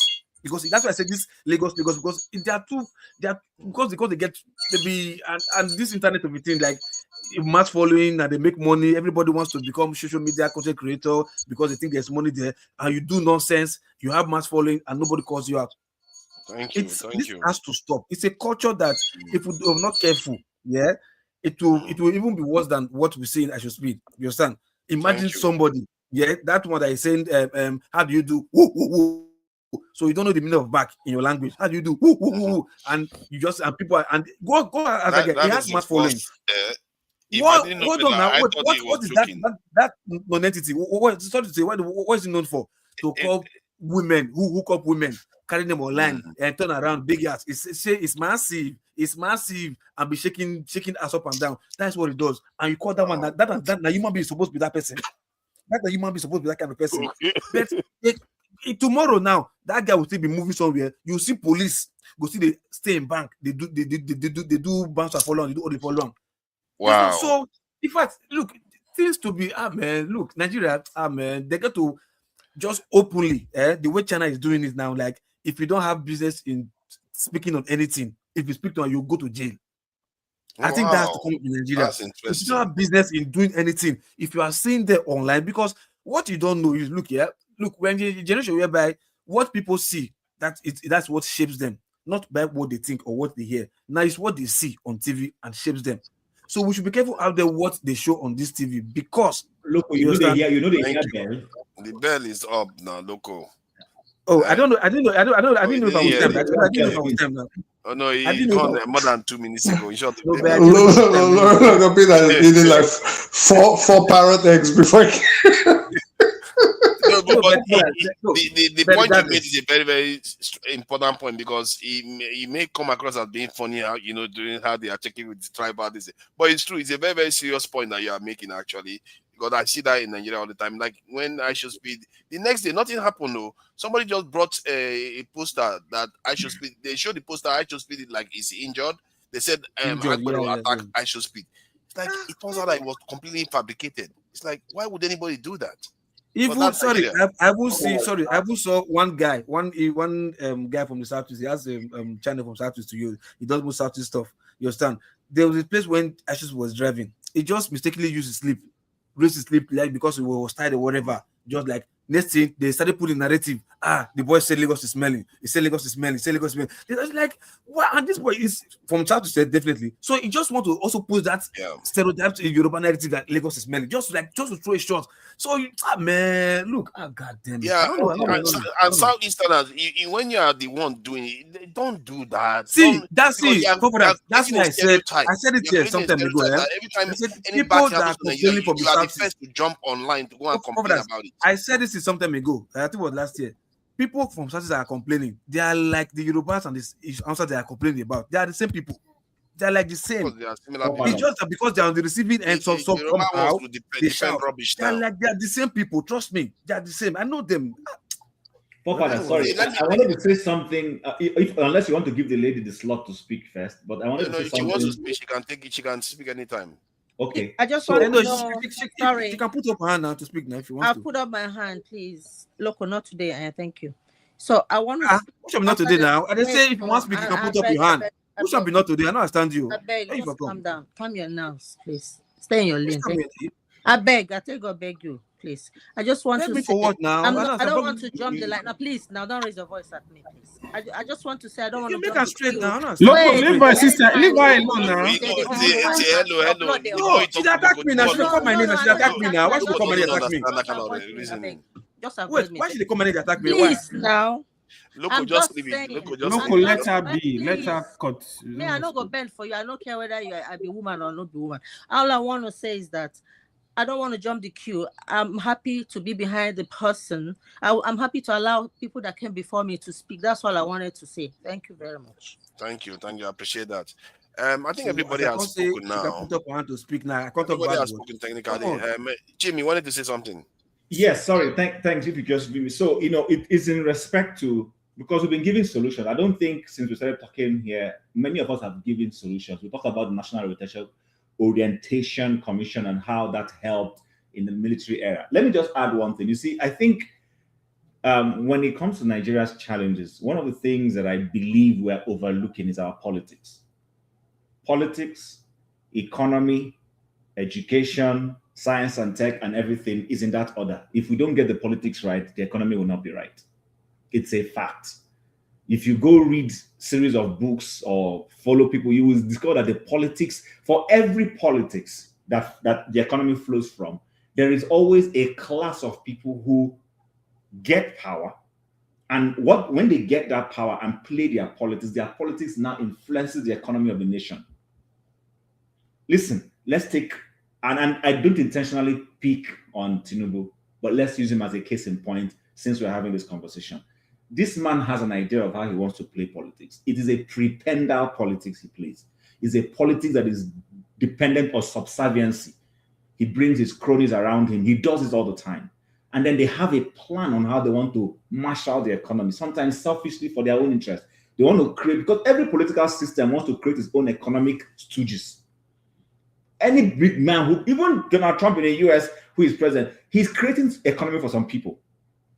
We tend to overlook this and we're myopic about it. So for some of the things we want to change, for the person saying education, listen, if the political interest is not to educate the people, they will not get to that educational angle. If the idea is to make sure the people are subservient, you won't also give them that education. But if you have a leadership who brings, and the whole idea is we want to mass liberate our people. We want to be able to take this political power, empower the people, help them gain education so that they can also unleash their potentials. It will flow, it will cascade. It might look too theoretical, but that's a fact.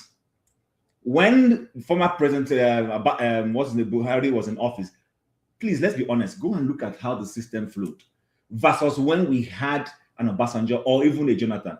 You would see there was a difference in all of these things. But we always tend to overlook it. That's why, for me, the political angle is always critical. If we jump it, every other thing is just going to be a waste. Even this, your military defense that you keep talking about, if the guy who is there has no interest to secure the nation, he will be going to France. He will be simply going to France. And I'm using France as an axiom. It could be China. It could be anywhere. But once you get that politics right, the person has an agenda. Because there is nobody coming to office that doesn't have an agenda. The whole question is, What is this agenda? Is the agenda for the good, greater good of the people, or you want to create a class of your own people? Like we see. That's why when, people get into office, you start seeing all sorts of tax system, and those things are geared. This tax system this man is bringing, he always had that in mind. It's part of his political agenda. So for me, I will advocate that Nigerians, come 2027, look very well. Anyone you don't like his politics, likely his economic programs are going to be inimical to the people vis-a-vis the educational system. But if this politics is good, you can say that's fairly okay for the system, then before you know it, even the economic system and the educational system, it will just cascade into all of those things.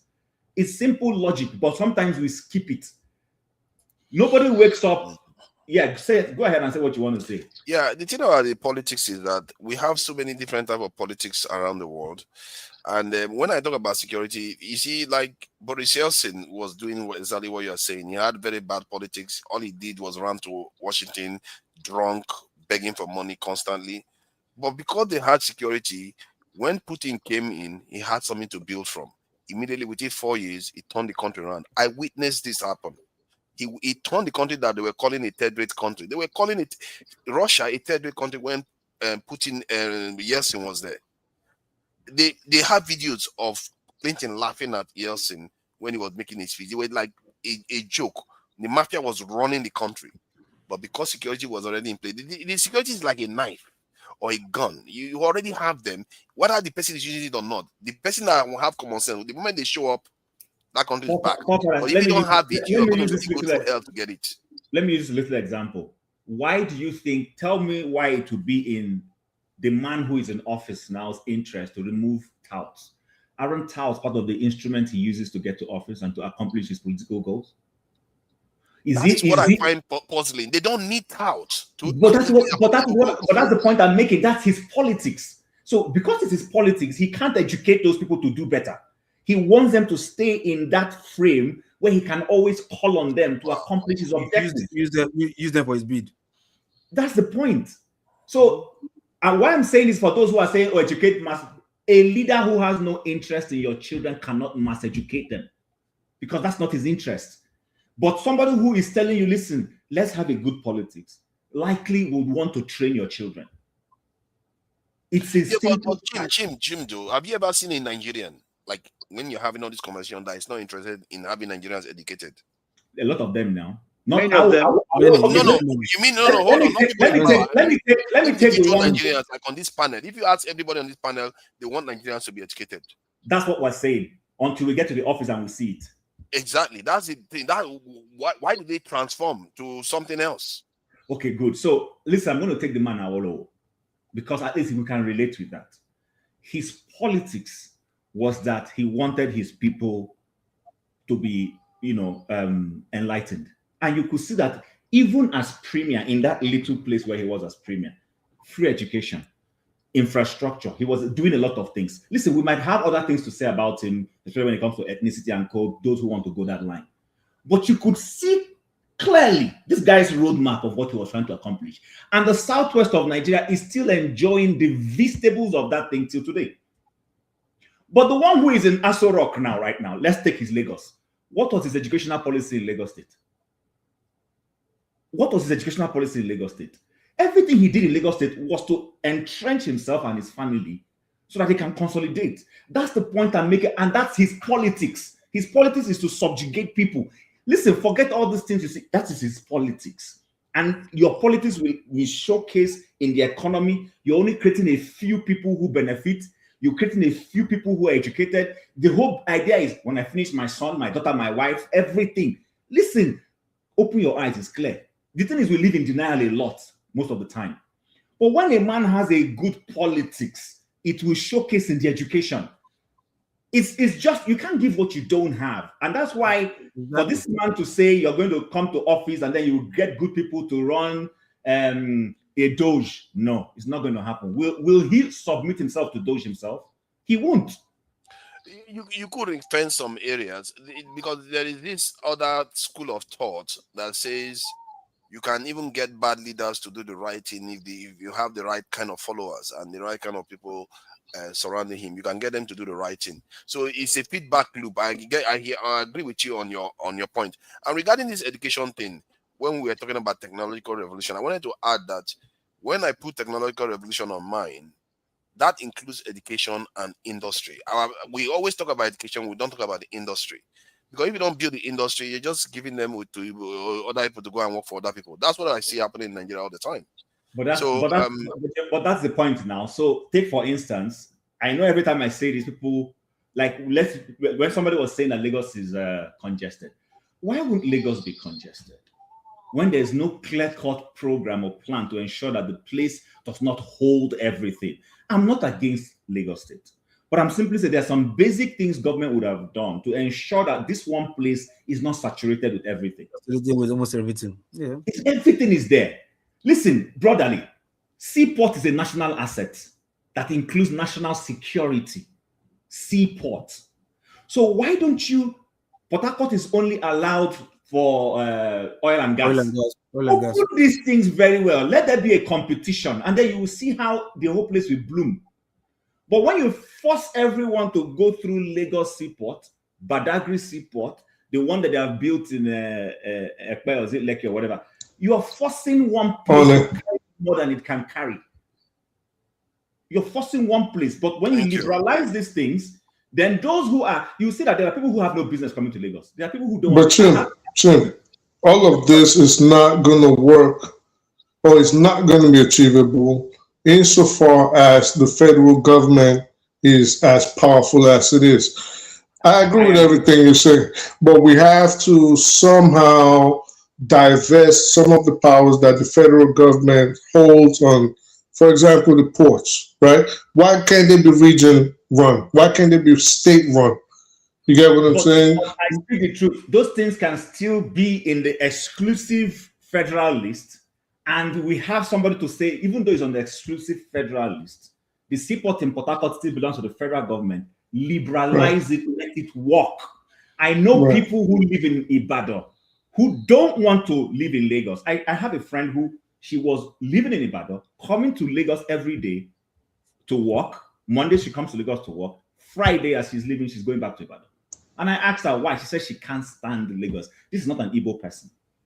This is somebody who grew up in Ibadan. And she said she will never leave Ibadan for any good reason. The responsibility of the federal government is just too much. I think at some point, we have to break the country back down into regions and let each person take care and develop. That competition you've been harping on will only come if I work my ground, and the oil in the Niger Delta or the ground pyramids in the north does not have to pay for someone else.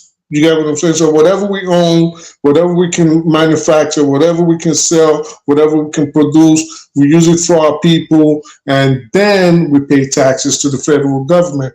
But this situation where the federal government, 4 states take care of the remaining 32 states, it's just not fair.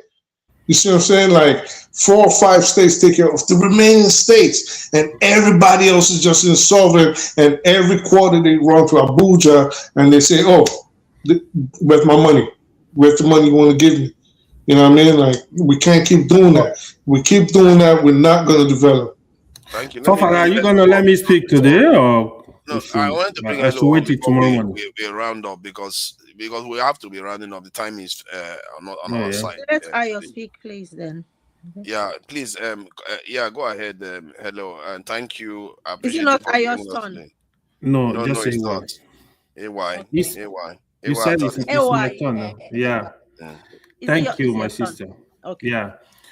I actually love what Chim was discussing, especially the seaport aspect of it.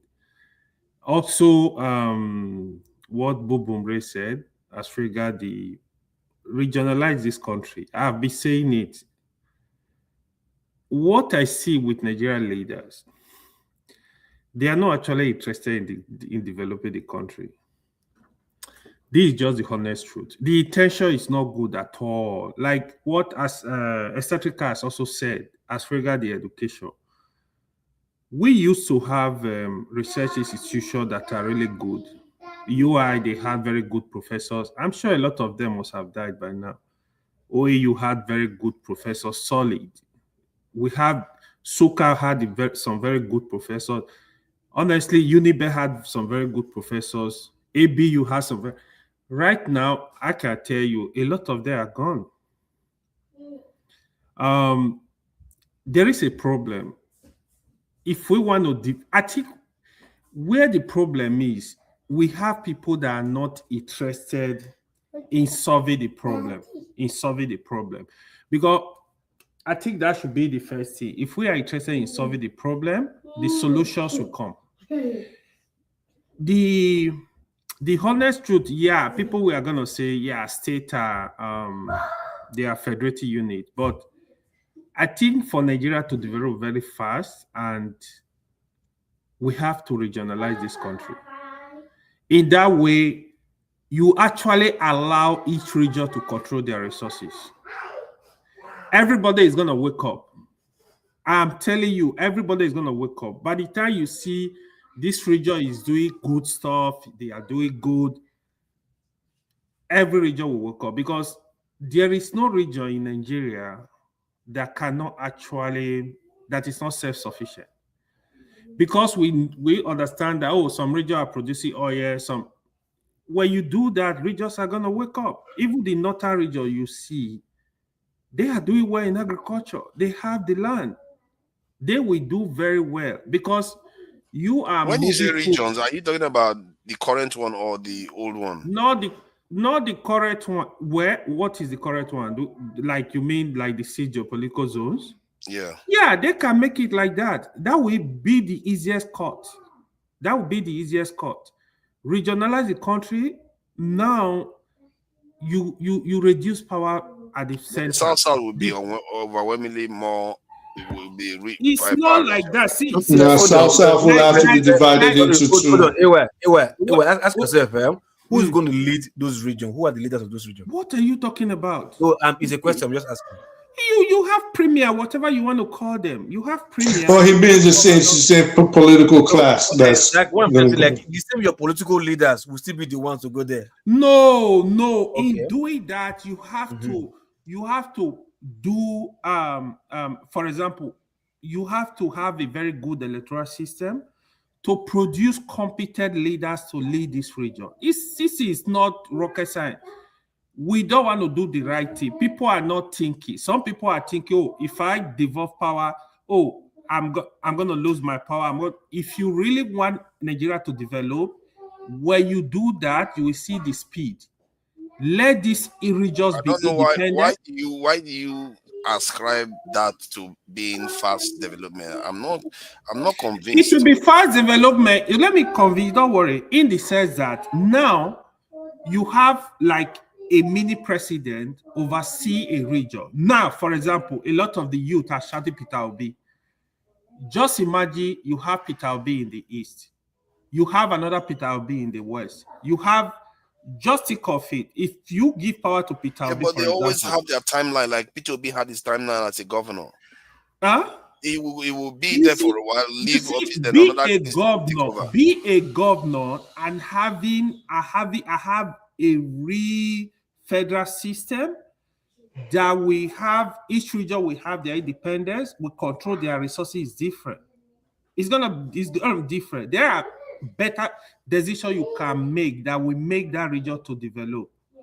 So okay, I'll give you an example. Let me interrupt 1 second, just 1 second. Sorry.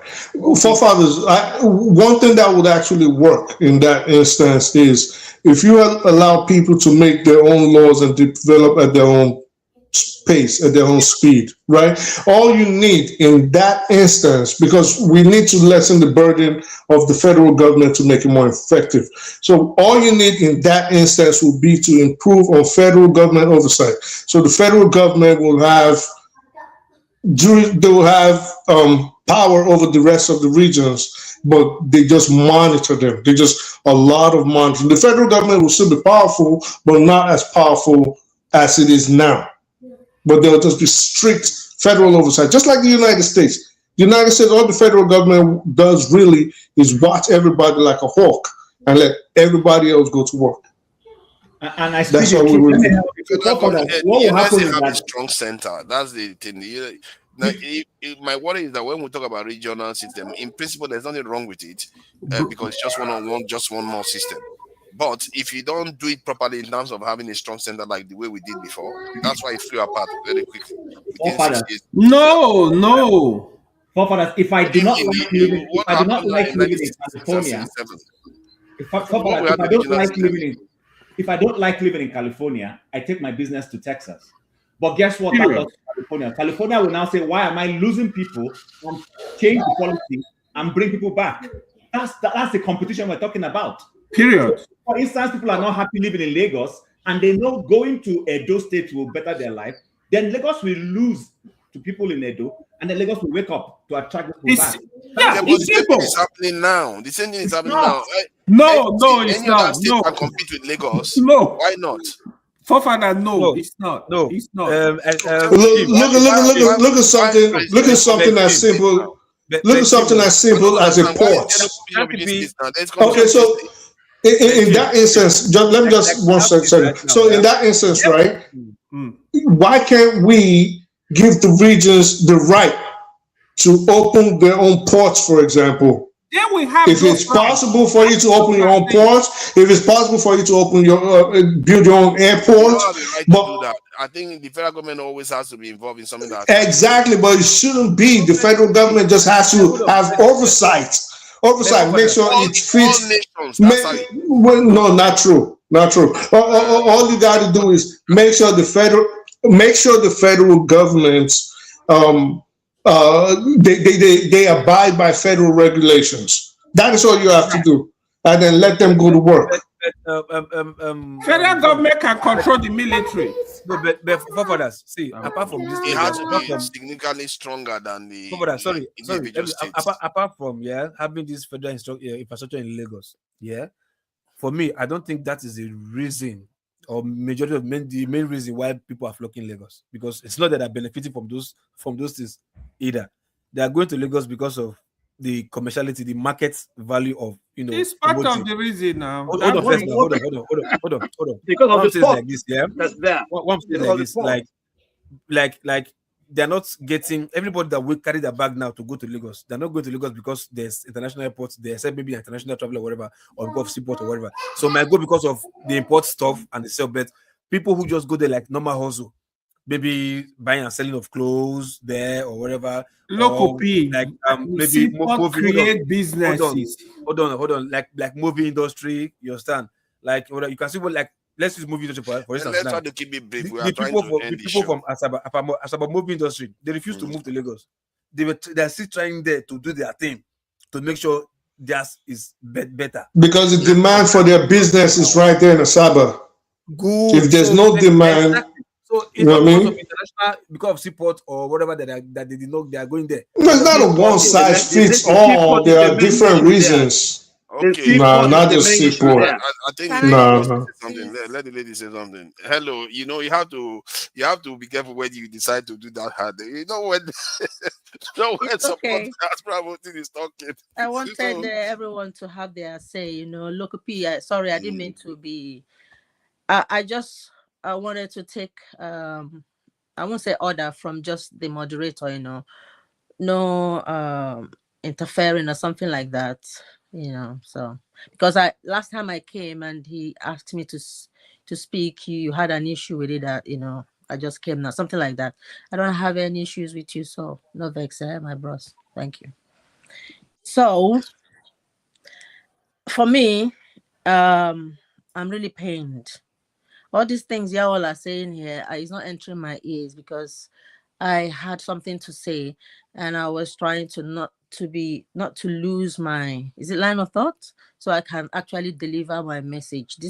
What I want to say is my voice. You may not agree with it, but this is my voice. And as a Nigerian, I think I have that right. So Aisha Speed's journey pained me because I watched this young man earlier on when he went to other countries up to the northern part of Africa, and saw how some countries in the south, Kenya in the east, treated him. And I was hoping that the people who are at the helm of affairs of our tourist department would take notes of why this man is in Africa, for a purpose, his genre, his target audience. Do you know why is he in Africa? Then when you know why he's in Africa, you begin to plan, because that is a window of opportunity we can make good use of for tourism and connections. You know, it's not about the cloud chasing. It's not about one person as a Nigerian. It's about Nigeria as a collective front, you know, mirror to the whole world. What does it look like? And then lo and behold, on that fateful day, I was so excited to see him in Nigeria, regardless his age, because he's doing mighty stuff. It's a window of opportunity. It's not like he's God. But imagine if 50 million people could see your front door that is worthy for business, for tourism, and then it spreads, word of mouth and stuff like that. It is good opportunity. We may look at it as is nothing, but it was a good opportunity for us to kind of begin to redeem our image internationally. Do you know what I mean? I'm wondering, getting there, how did he land? Knowing that he the kind of a streamer he is, he indulges in locals, you know, in histories, things to showcase the African heritage and culture. You know, it's not about how popular you are, how much money you have, how much muscles. If you have muscles, maybe traditionally, are you a traditional fighter? You know, something unique. You have to make yourself stand out from other African countries. What do you have that others don't have that make you Nigerian? We have rich heritage cultures that we have abandoned. It's been demolished and infiltrated by foreign cultures, and we're losing our identity. You know, we don't know who we are. If we are lost, then how are we going to start to say Arewa go, Biafra go, and then, like I have said, a house with a crack cannot stand. If the foundation is faulty, it ain't gonna stand. If the mindset is corrupt and thwarted, it cannot produce any good fruit. So what would make us, what do we learn from this? It looks small, but it is big. Experience is the best teacher. Now we have to learn from this, not by bantering to defend our what's happened or blaming the boy. Some people say is Pella, is all that. Pella is a product of Nigeria. You see, what was that guy saying? I am strong or whatever. Can't you see? You know me. I'm angry. Can you see? And stuff like that. So those are products of Nigerians. Hold on. Let's do this. Let's see this guy. Let's just see one more time, because this guy could have been big. Maybe this actually would have worked with him, but he just ruined the entire thing himself because he was charismatic. My son is too much. Can you see?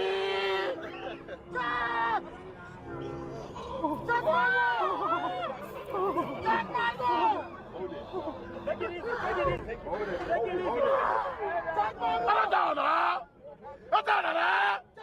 My strength is my superpower. It's too much. Can you see? I can see it now. Yes. I can see it. Can you see? His strength is his power. Yes. You strong as hell. Yes. He's strong as fuck. Yes. I see it. Yes. You the one. Yes. You're strong as your power. Yes. You are the strongest man in Nigeria. Yes. You so buff. Yes. I like your muscles. Yes. I love you so much. Thank you so much. Oh my God, you so strong. I don't know. So yeah, that was was iconic, I have to say, amongst his trips. But Nigeria did Nigeria, I guess. So like I was saying, like I said before, I've been saying it, we have papers that don't mirror laws, because when you have a constitution you've written and then someone breaks it, there is no consequences. Will that be called a law? No, to me, because if you write something in agreement, as long as you don't, people, you don't carry it out when people break those agreements and there is consequences, or there are consequences regarding what is written, then it's not for, it's a dysfunctional society. So how can something good from a dysfunctional society that are not united, divided by many other things, ethnic bigotry, religious bigotry and all that? So now, didn't the Nigerian government, I know they have bigger fishes to fry, they may think, but this is important, or someone, what are the structures in place to get to know that someone like Ash, they've known that he's coming? Why wasn't things planned? Why was it so disorganized? All those whys and whys. If there are no solutions to all these problems, we aren't going nowhere. Even if when we divide all the confederation, the same governments we have now, we will still get in other small governments that we're going to the Biafra, the Arrow, and this, because the mindset is corrupt. Corruption has taken root inside us, and we have to change our mindset. All those our cultural heritages that we have destroyed, we need to begin to, build them up, learn from this. Why Lagos? Is Lagos the only state in Nigeria? When people are saying tribalism, I understand it. Normally, I see things as a whole with a different kind of eyes, but I do believe a lot of tribalism play a huge majority of roles that is making Nigeria not to move forward. If we can't see and say that, we are lying. Tribalism is embedded in a lot of things in Nigeria that is holding it to the ground. Even if you say let's divide the country today, tribalistically is not going to work as well. People are still going to find a way to make it tribal and all that. It was lovely he went to Antinika's shop. That's the only place, or one of the places he went to, that I was really proud, because it's cultural, it's beautiful. I didn't see that place as being tribalistic, that she's trying to promote any Yorubanism or something like that. If we are one Nigeria, what's happening? So all these things we're saying, we're just beating around the bush. I do believe that the government, it's everyone's fault, not just the government. It's everyone's fault. It's everyone's fault. So I'm really, really disappointed. I'm very upset. And for the videos that are going around that he was attacked and stuff like that, some people that may not be Nigerians could create that. For example, Ghana, as a banter, everything is banter to some of us as Nigerians or our youngsters. And I'm thinking, can't our youngsters be prepared to be a good image for Nigeria, whether they are streamers, celebrities or not, to be able to present themselves? Even if you have a language barrier, you should be able to know how to communicate. If you're not in position to speak when it's an international important thing in the face of the Nigerians, do not speak. And like those people that disgraced us this period, I believe the government should use them as a scapegoat to begin to make a law and punish them severely. I do not care who they are. The ones who are streamers, that is forcing things. You don't force things. You don't even force someone to skate that board something. Yeah, oh my. It's like I got pissed there too. Like, it's I don't mental say bullying. it. I don't. It looks aggressive. That's why they say we're aggressive, but we are not. We are lovely people with good hospitality, but we don't have structures and ground to build solid things to grow from. Yes, we have to spread this wealth until we declutter Lagos, put good structures in every state in Nigeria, and people can decide where they want to go to. Because if you tell me fish is in only Lagos and I'm hungry, where do you think I will go to? Lagos, man. So spread that pond, whichever way it is. Until you do that, our population is growing. Some people are marrying 50 wives and making more children. It will come to a time that that Lagos self will be working on each other like sardines, and then maybe by then, and people will just be doing whatever, number two everywhere. So this is nothing to do with race or tribal whatever. I'm really pained. I'm really pained. I'm disappointed. I'm really pained. I'm pained. That's why I'm here today. I'm still pained. I don't know how long it will take me to get over it, because this disgrace, I can't bear it. Thank you. I have to go. Thank you. Thank you. I think Nigeria will do to have more of your kind. I tell you, because. Papa, can I take my turn?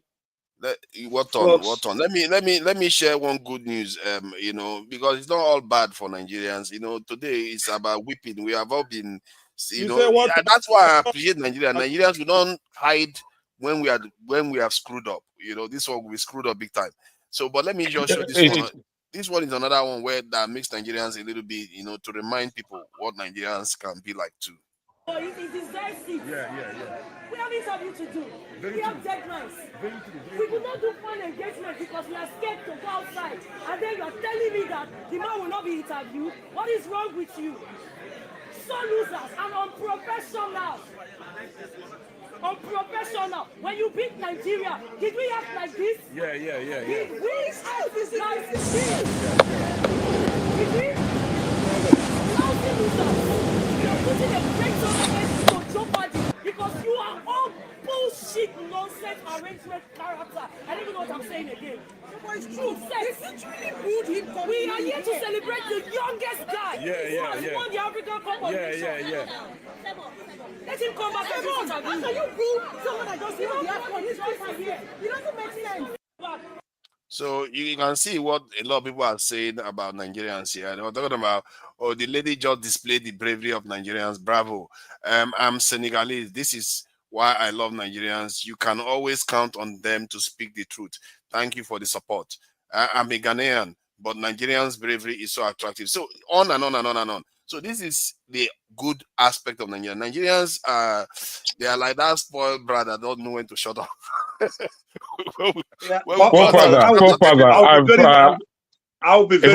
just come on. I haven't spoken, but I've been watching the whole show. Please. I want to say good night. I think if I can take a turn now, because obviously everybody has spoken. Let me just come in real quick. And then create another stream. I don't have the time. I'm sorry. I really. Oh, really? Are you speaking to me?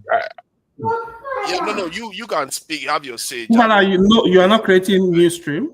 I can't do today. Oh, you see meeting with your side chick today? Okay, it's okay. It's okay. I understand. Side chick I have. You have to have a chick before you get side chick. You have to have chick first. Yeah, let's allow Chim, since Chim has been giving us some. I've been listening to Chimo. He's been very interesting today. However, because I don't want to forget what I've been thinking. Chim is positioning himself against yourself. We need to send him to contest. I've been listening and I've been involved in the background. We are going to give you straight 4 minutes to speak before I close, but let Chim just 1 minute. I'm done. Okay, everybody wants to say 1 minute, one minute now. Okay, good thing. 1 minute, everybody. Then Jago 4 minutes. 1 minute. I'm done. Okay. But Father, what of me that has been waiting now? Let's start with Chim. Then we'll go. No, I came before you, brother. No, you are the last person to speak, Jago. We're going to give you the last. No, don't let me be the last. I don't want to be the last because actually the reason why I've come on is because of a couple of people that had spoken, and I liked where that communication and conversation was because it was about the development of night. You want to speak first? Yes, please. I prefer, and then you can give them the time. Okay, go first, then 4 minutes. Thank you. Very good. Good evening, everybody, and I've been listening. I've been listening since I got back and the show beforehand. I actually finished the show beforehand, Rudolph, and it's been interesting.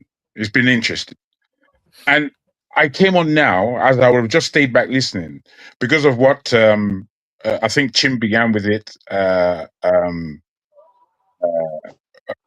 Our brother Speaks touched on it.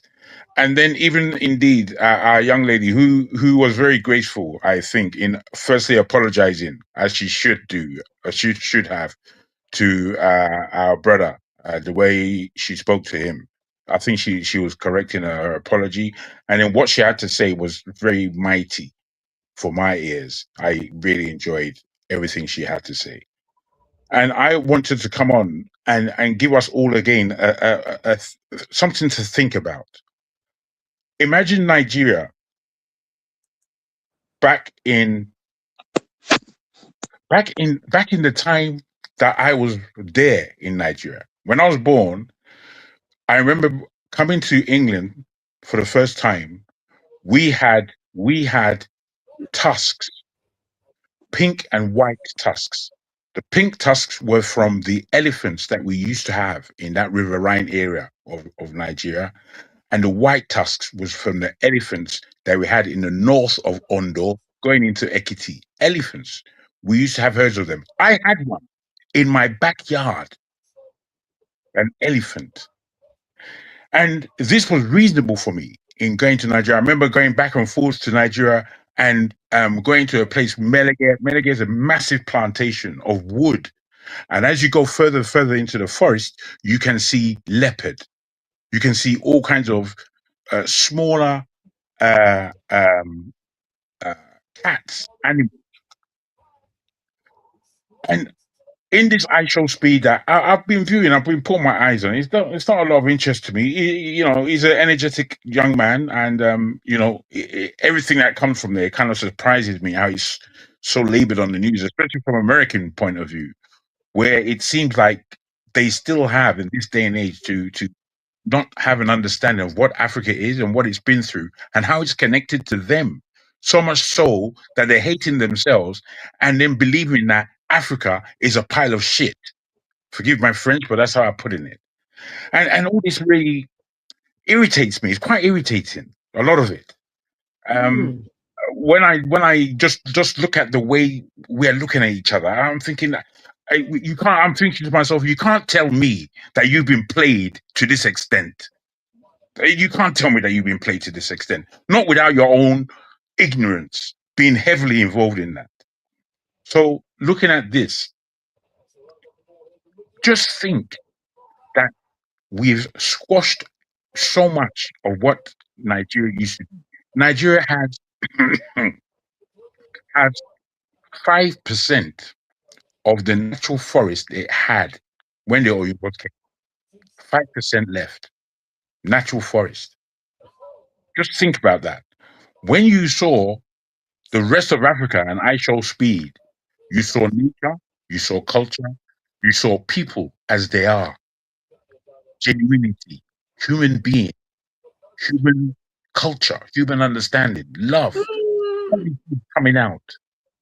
Yeah. When it came to Nigeria, the disappointment for me, I didn't watch it anymore. I don't watch it. Rubbish. I don't like rubbish. I'm afraid. I don't like shit. I don't like to just be viewing shit. Nigeria was just a waste of life. He could have missed it out entirely. He could have missed it out entirely now, and let them see the way.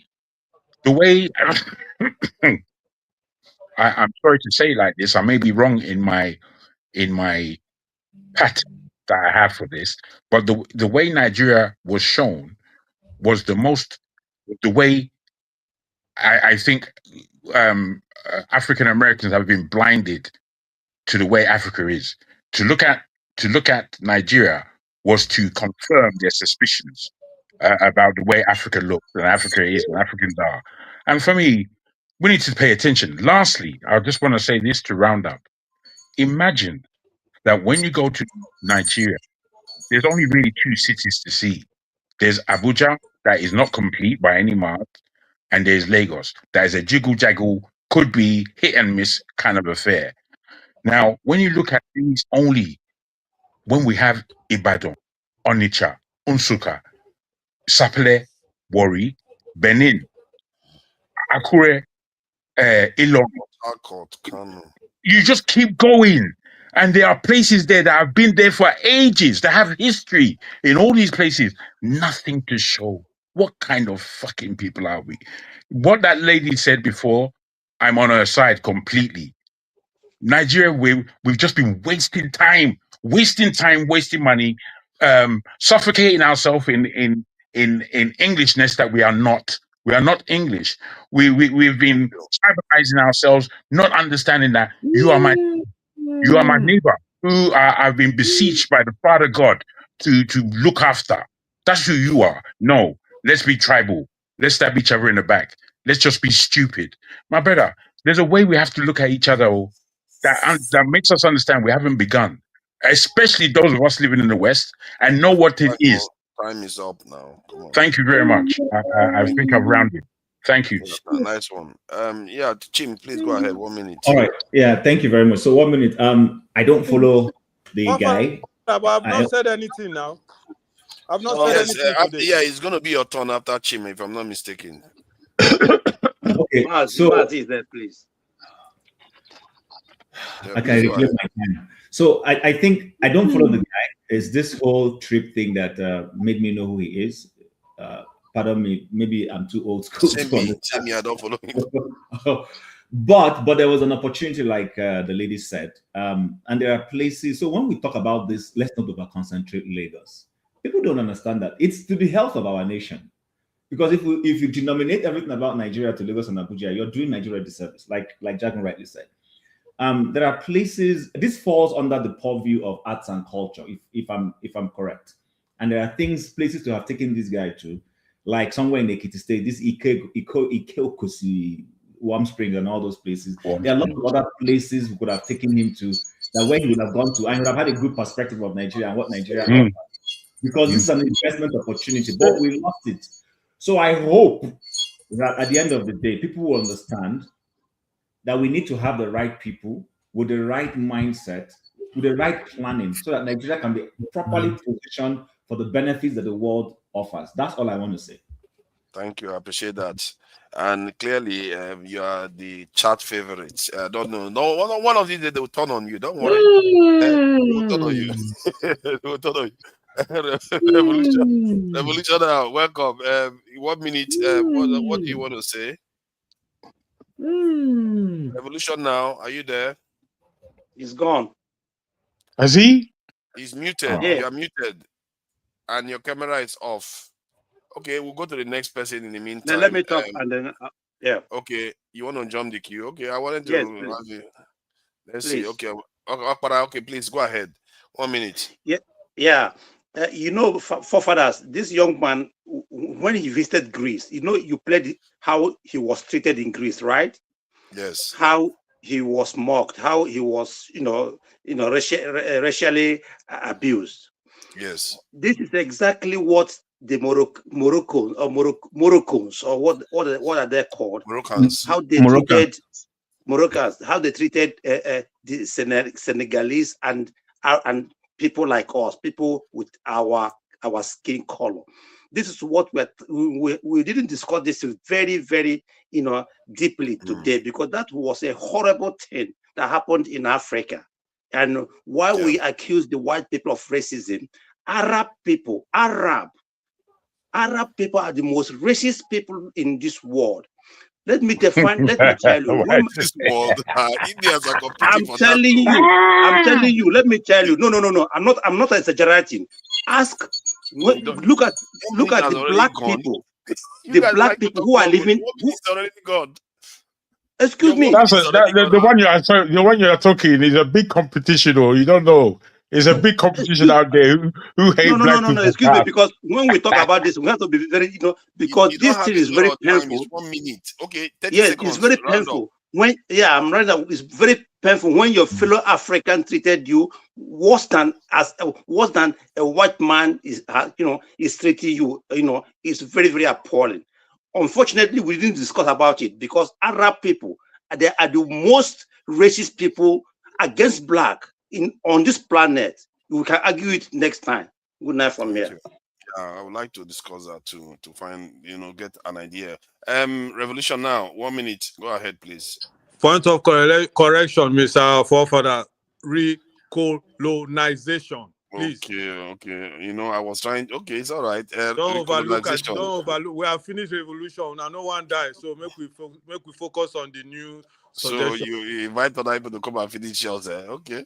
Go ahead. Yes. If you can't call you Danuko, obvious, yeah. 1 minute is going. No, 1 minute is going. No, it's not 1 minute. I haven't spoken at all. It's gone now already. I've not spoken at all. I will start it again just to be fair. Start. Okay, I start right now. First of all, I want to thank my brother who told you that the Arabs are the first person who called me nigger in this Sweden is a guy from Morocco. A colleague. Even I was his boss in that place. So I support brother for saying that. Okay, you see, I want to correct the impression. When I come here, I tell you people recolonization, revolution. Some people say I'm talking rubbish.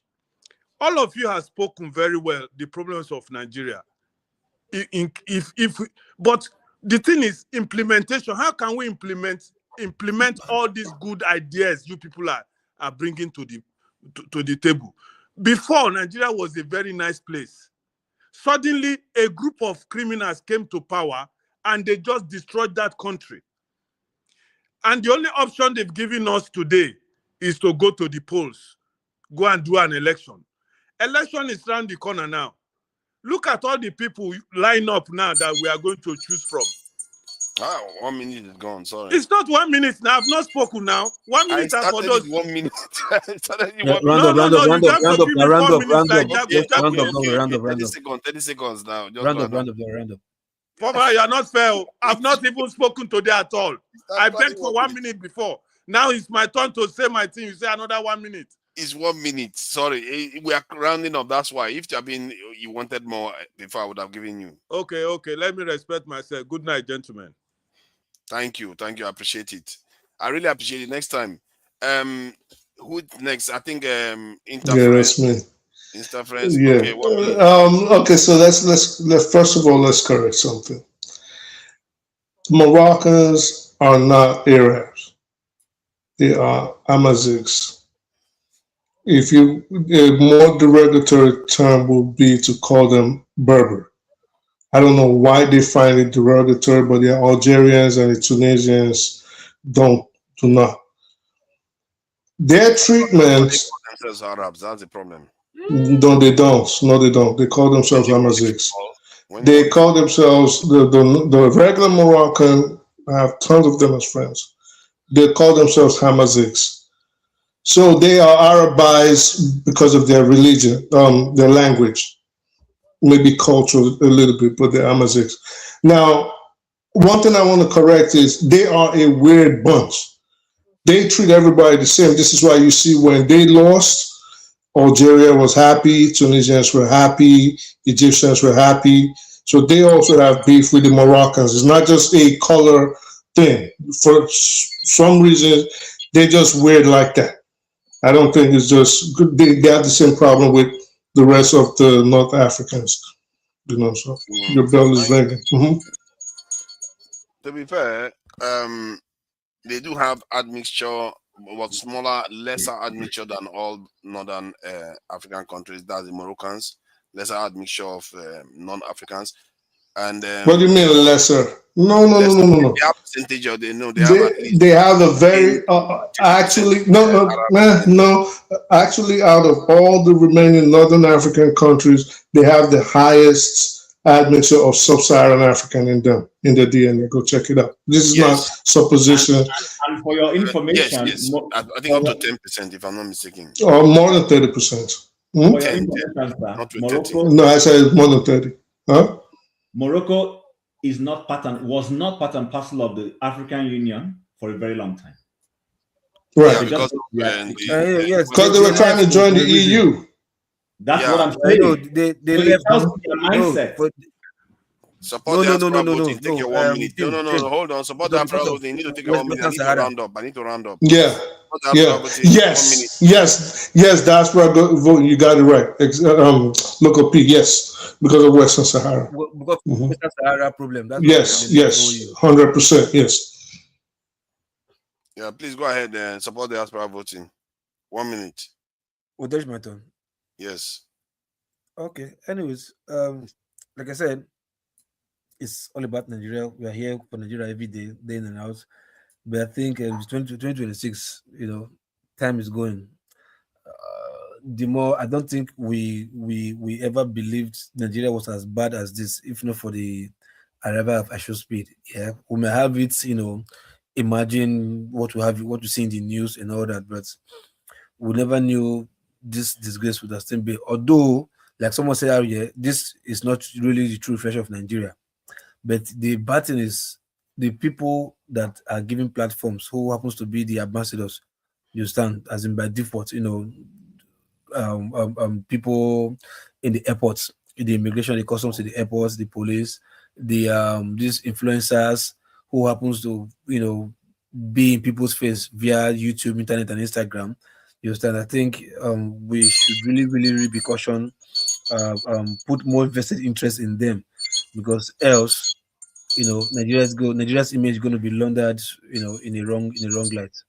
So I Thank think we you. should do something about it. And I think that should be it. Oga Ike, are you there? I don't know. Ike is not around. So, yeah, thank you, gentlemen, for coming in. The contributions has been excellent. The conversation went quite coherently. Everybody is unanimous in this was a shame. That's why it went so smoothly. There's no argument. This was a shame. We're just trying to find out, work our way through what we just saw in Nigeria.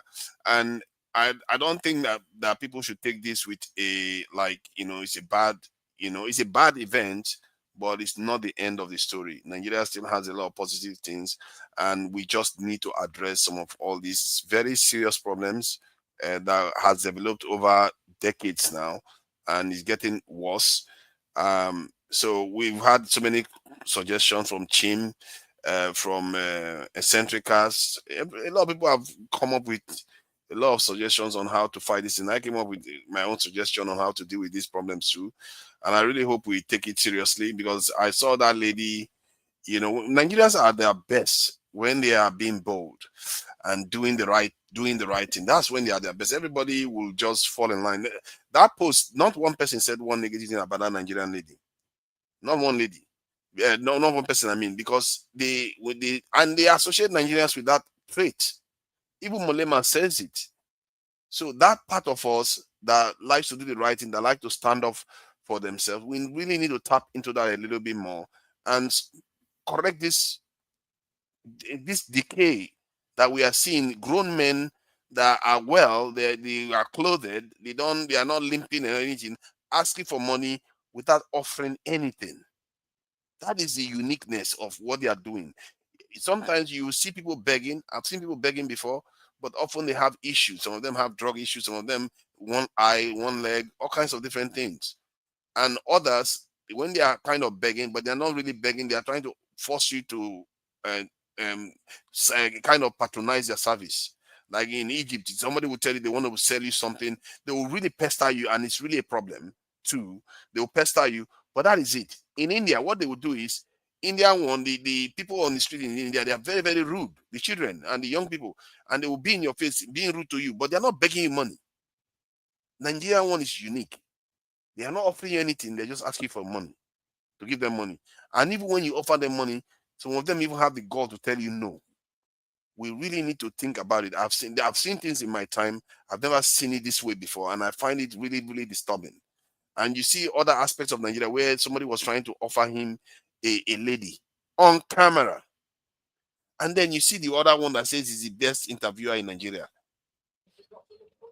Even the other one that accused him accused his security of pressing her breast. Yeah. Fathers, I want to ask you, why do you always say Russia used to be a mafia state? Yes, it was. It still is. Yeah, controlled. Before it was out of control. They were controlling 70% of the economy, and they were killing everybody. So that was the difference. Now, Putin is the head of if you want to call it the mafia. So what I was talking about, the issue with the Nigerian, what I observed in Nigeria this week that I find disturbing, is that entitlement that we have. And is the reason why I think I said it, that we don't even send money home to our family members to do work for us. Most of us don't do that because we don't trust them. They are willing to cut their nose to spite their face. Like, you, instead of them to work with you so that you send money to them, they do something for you, then you give them money for their own upkeep, and they send the money back to you, and they offer value. In other words, they don't want to offer value, they just want to sink you. For the life of me, I don't understand it. It's the same thing what strongest man, that I'm so strong. That same thing he did to himself. He had an opportunity to make a break. I should feel like him, but he ruined the entire thing himself.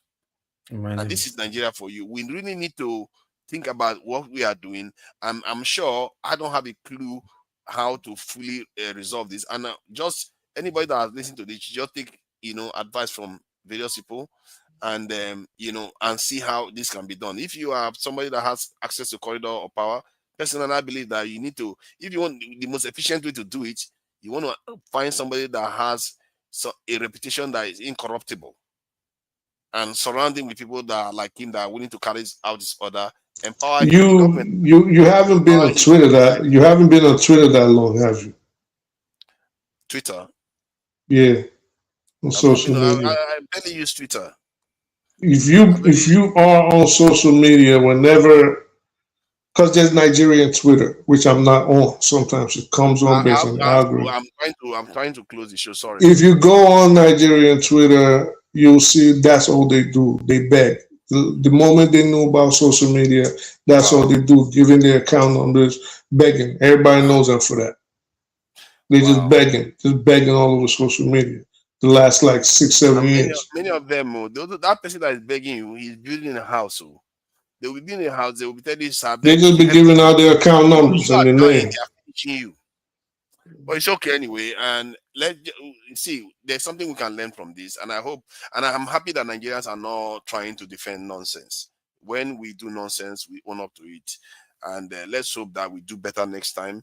Shawolu, I'm a little bit disappointed. I thought all the hype they were hyping, at least some of it was correct, but this is just throwing all that. He just threw all that out of the window now.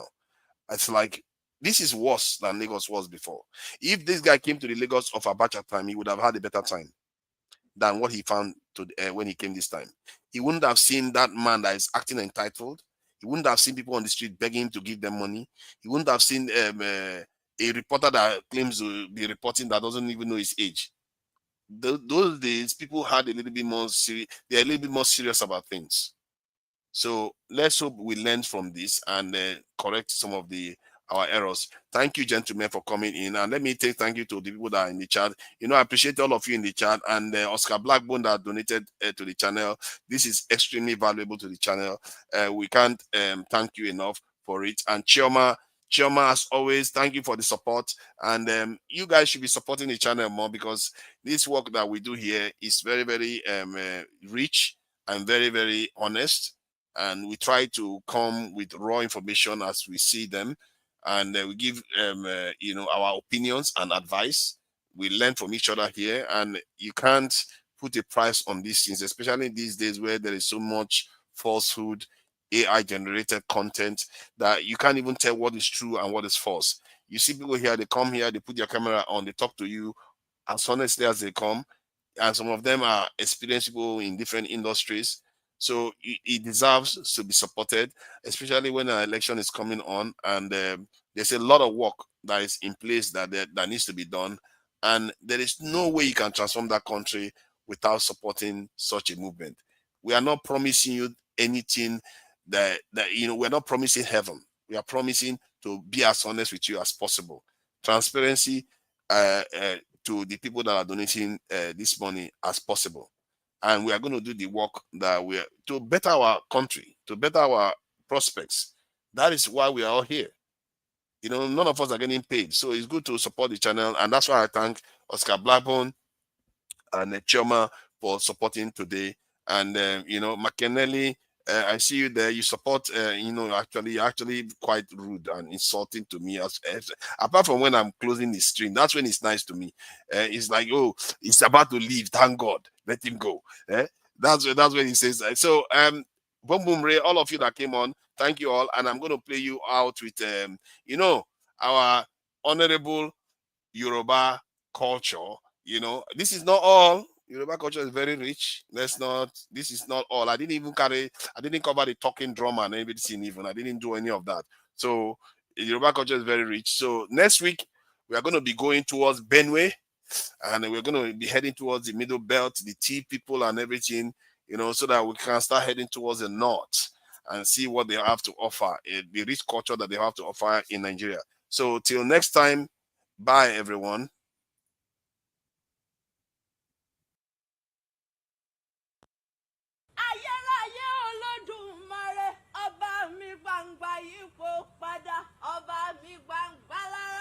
Ojo wini balẹ̀ gbogbo ilẹ̀ á sì tutù bí ojú òwúrọ̀. Mọ́ṣẹ́ wa Ẹlẹ́dùmarè tó láyé rárùn. Àtọ́rí aláìsùn wọ́n ṣe. ṣe ni ọba tí ń gbẹ́kú ẹni lódìndín ṣé bí wà ló fọ̀rọ̀ dálé ayé o kábíyèsí rẹ̀ iṣẹ́ ló ṣe ni iṣẹ́ ló ṣe ni iṣẹ́ ló ṣe ni ọba fìrí gbogbo. orí adé tọmọdé tàgbà ní dáríjọ tí bọ̀gún àràbà bó bá ti di lọ́dọọdún ayé àmọ́ dáríjọ wá pínrẹ fún yín ní orí adé ó bàbá mi àgbógbógbó fèwú sókè kò sí ohun tí ó sọ bá ẹ ní kú mọ́ wa lọ́wọ́ àwa máa ń forí balẹ̀ fọ́ba wa ni o àwa máa ń forí balẹ̀ fọ́ba wa ni àwa máa forí balẹ̀ fọ́ba wa ni o àwa ń forí balẹ̀ fọ́ba wa ni ẹ̀yin lẹ́mọ̀ bọ́ba yín ò jọ yín lójú àwa ń forí balẹ̀ fọ́ba ni ẹ̀yin lẹ́mọ̀ bọ́ba yín ò jọ yín lójú àwa ń forí balẹ̀ fọ́ba ni ẹ̀yin lẹ́mọ̀ bọ́ba yín ò jọ yín lójú àwa ń forí balẹ̀ fọ́ba ni. Kábíyèsí.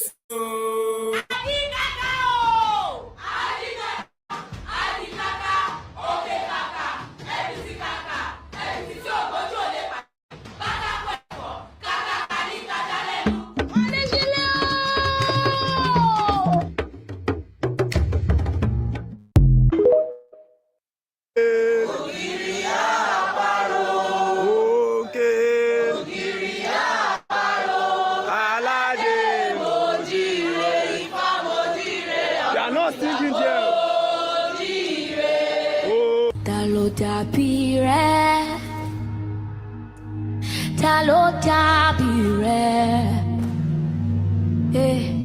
nínú gbogbo alágbára ta ló dàbí rẹ̀ Olúwa ta ló dàbí rẹ̀.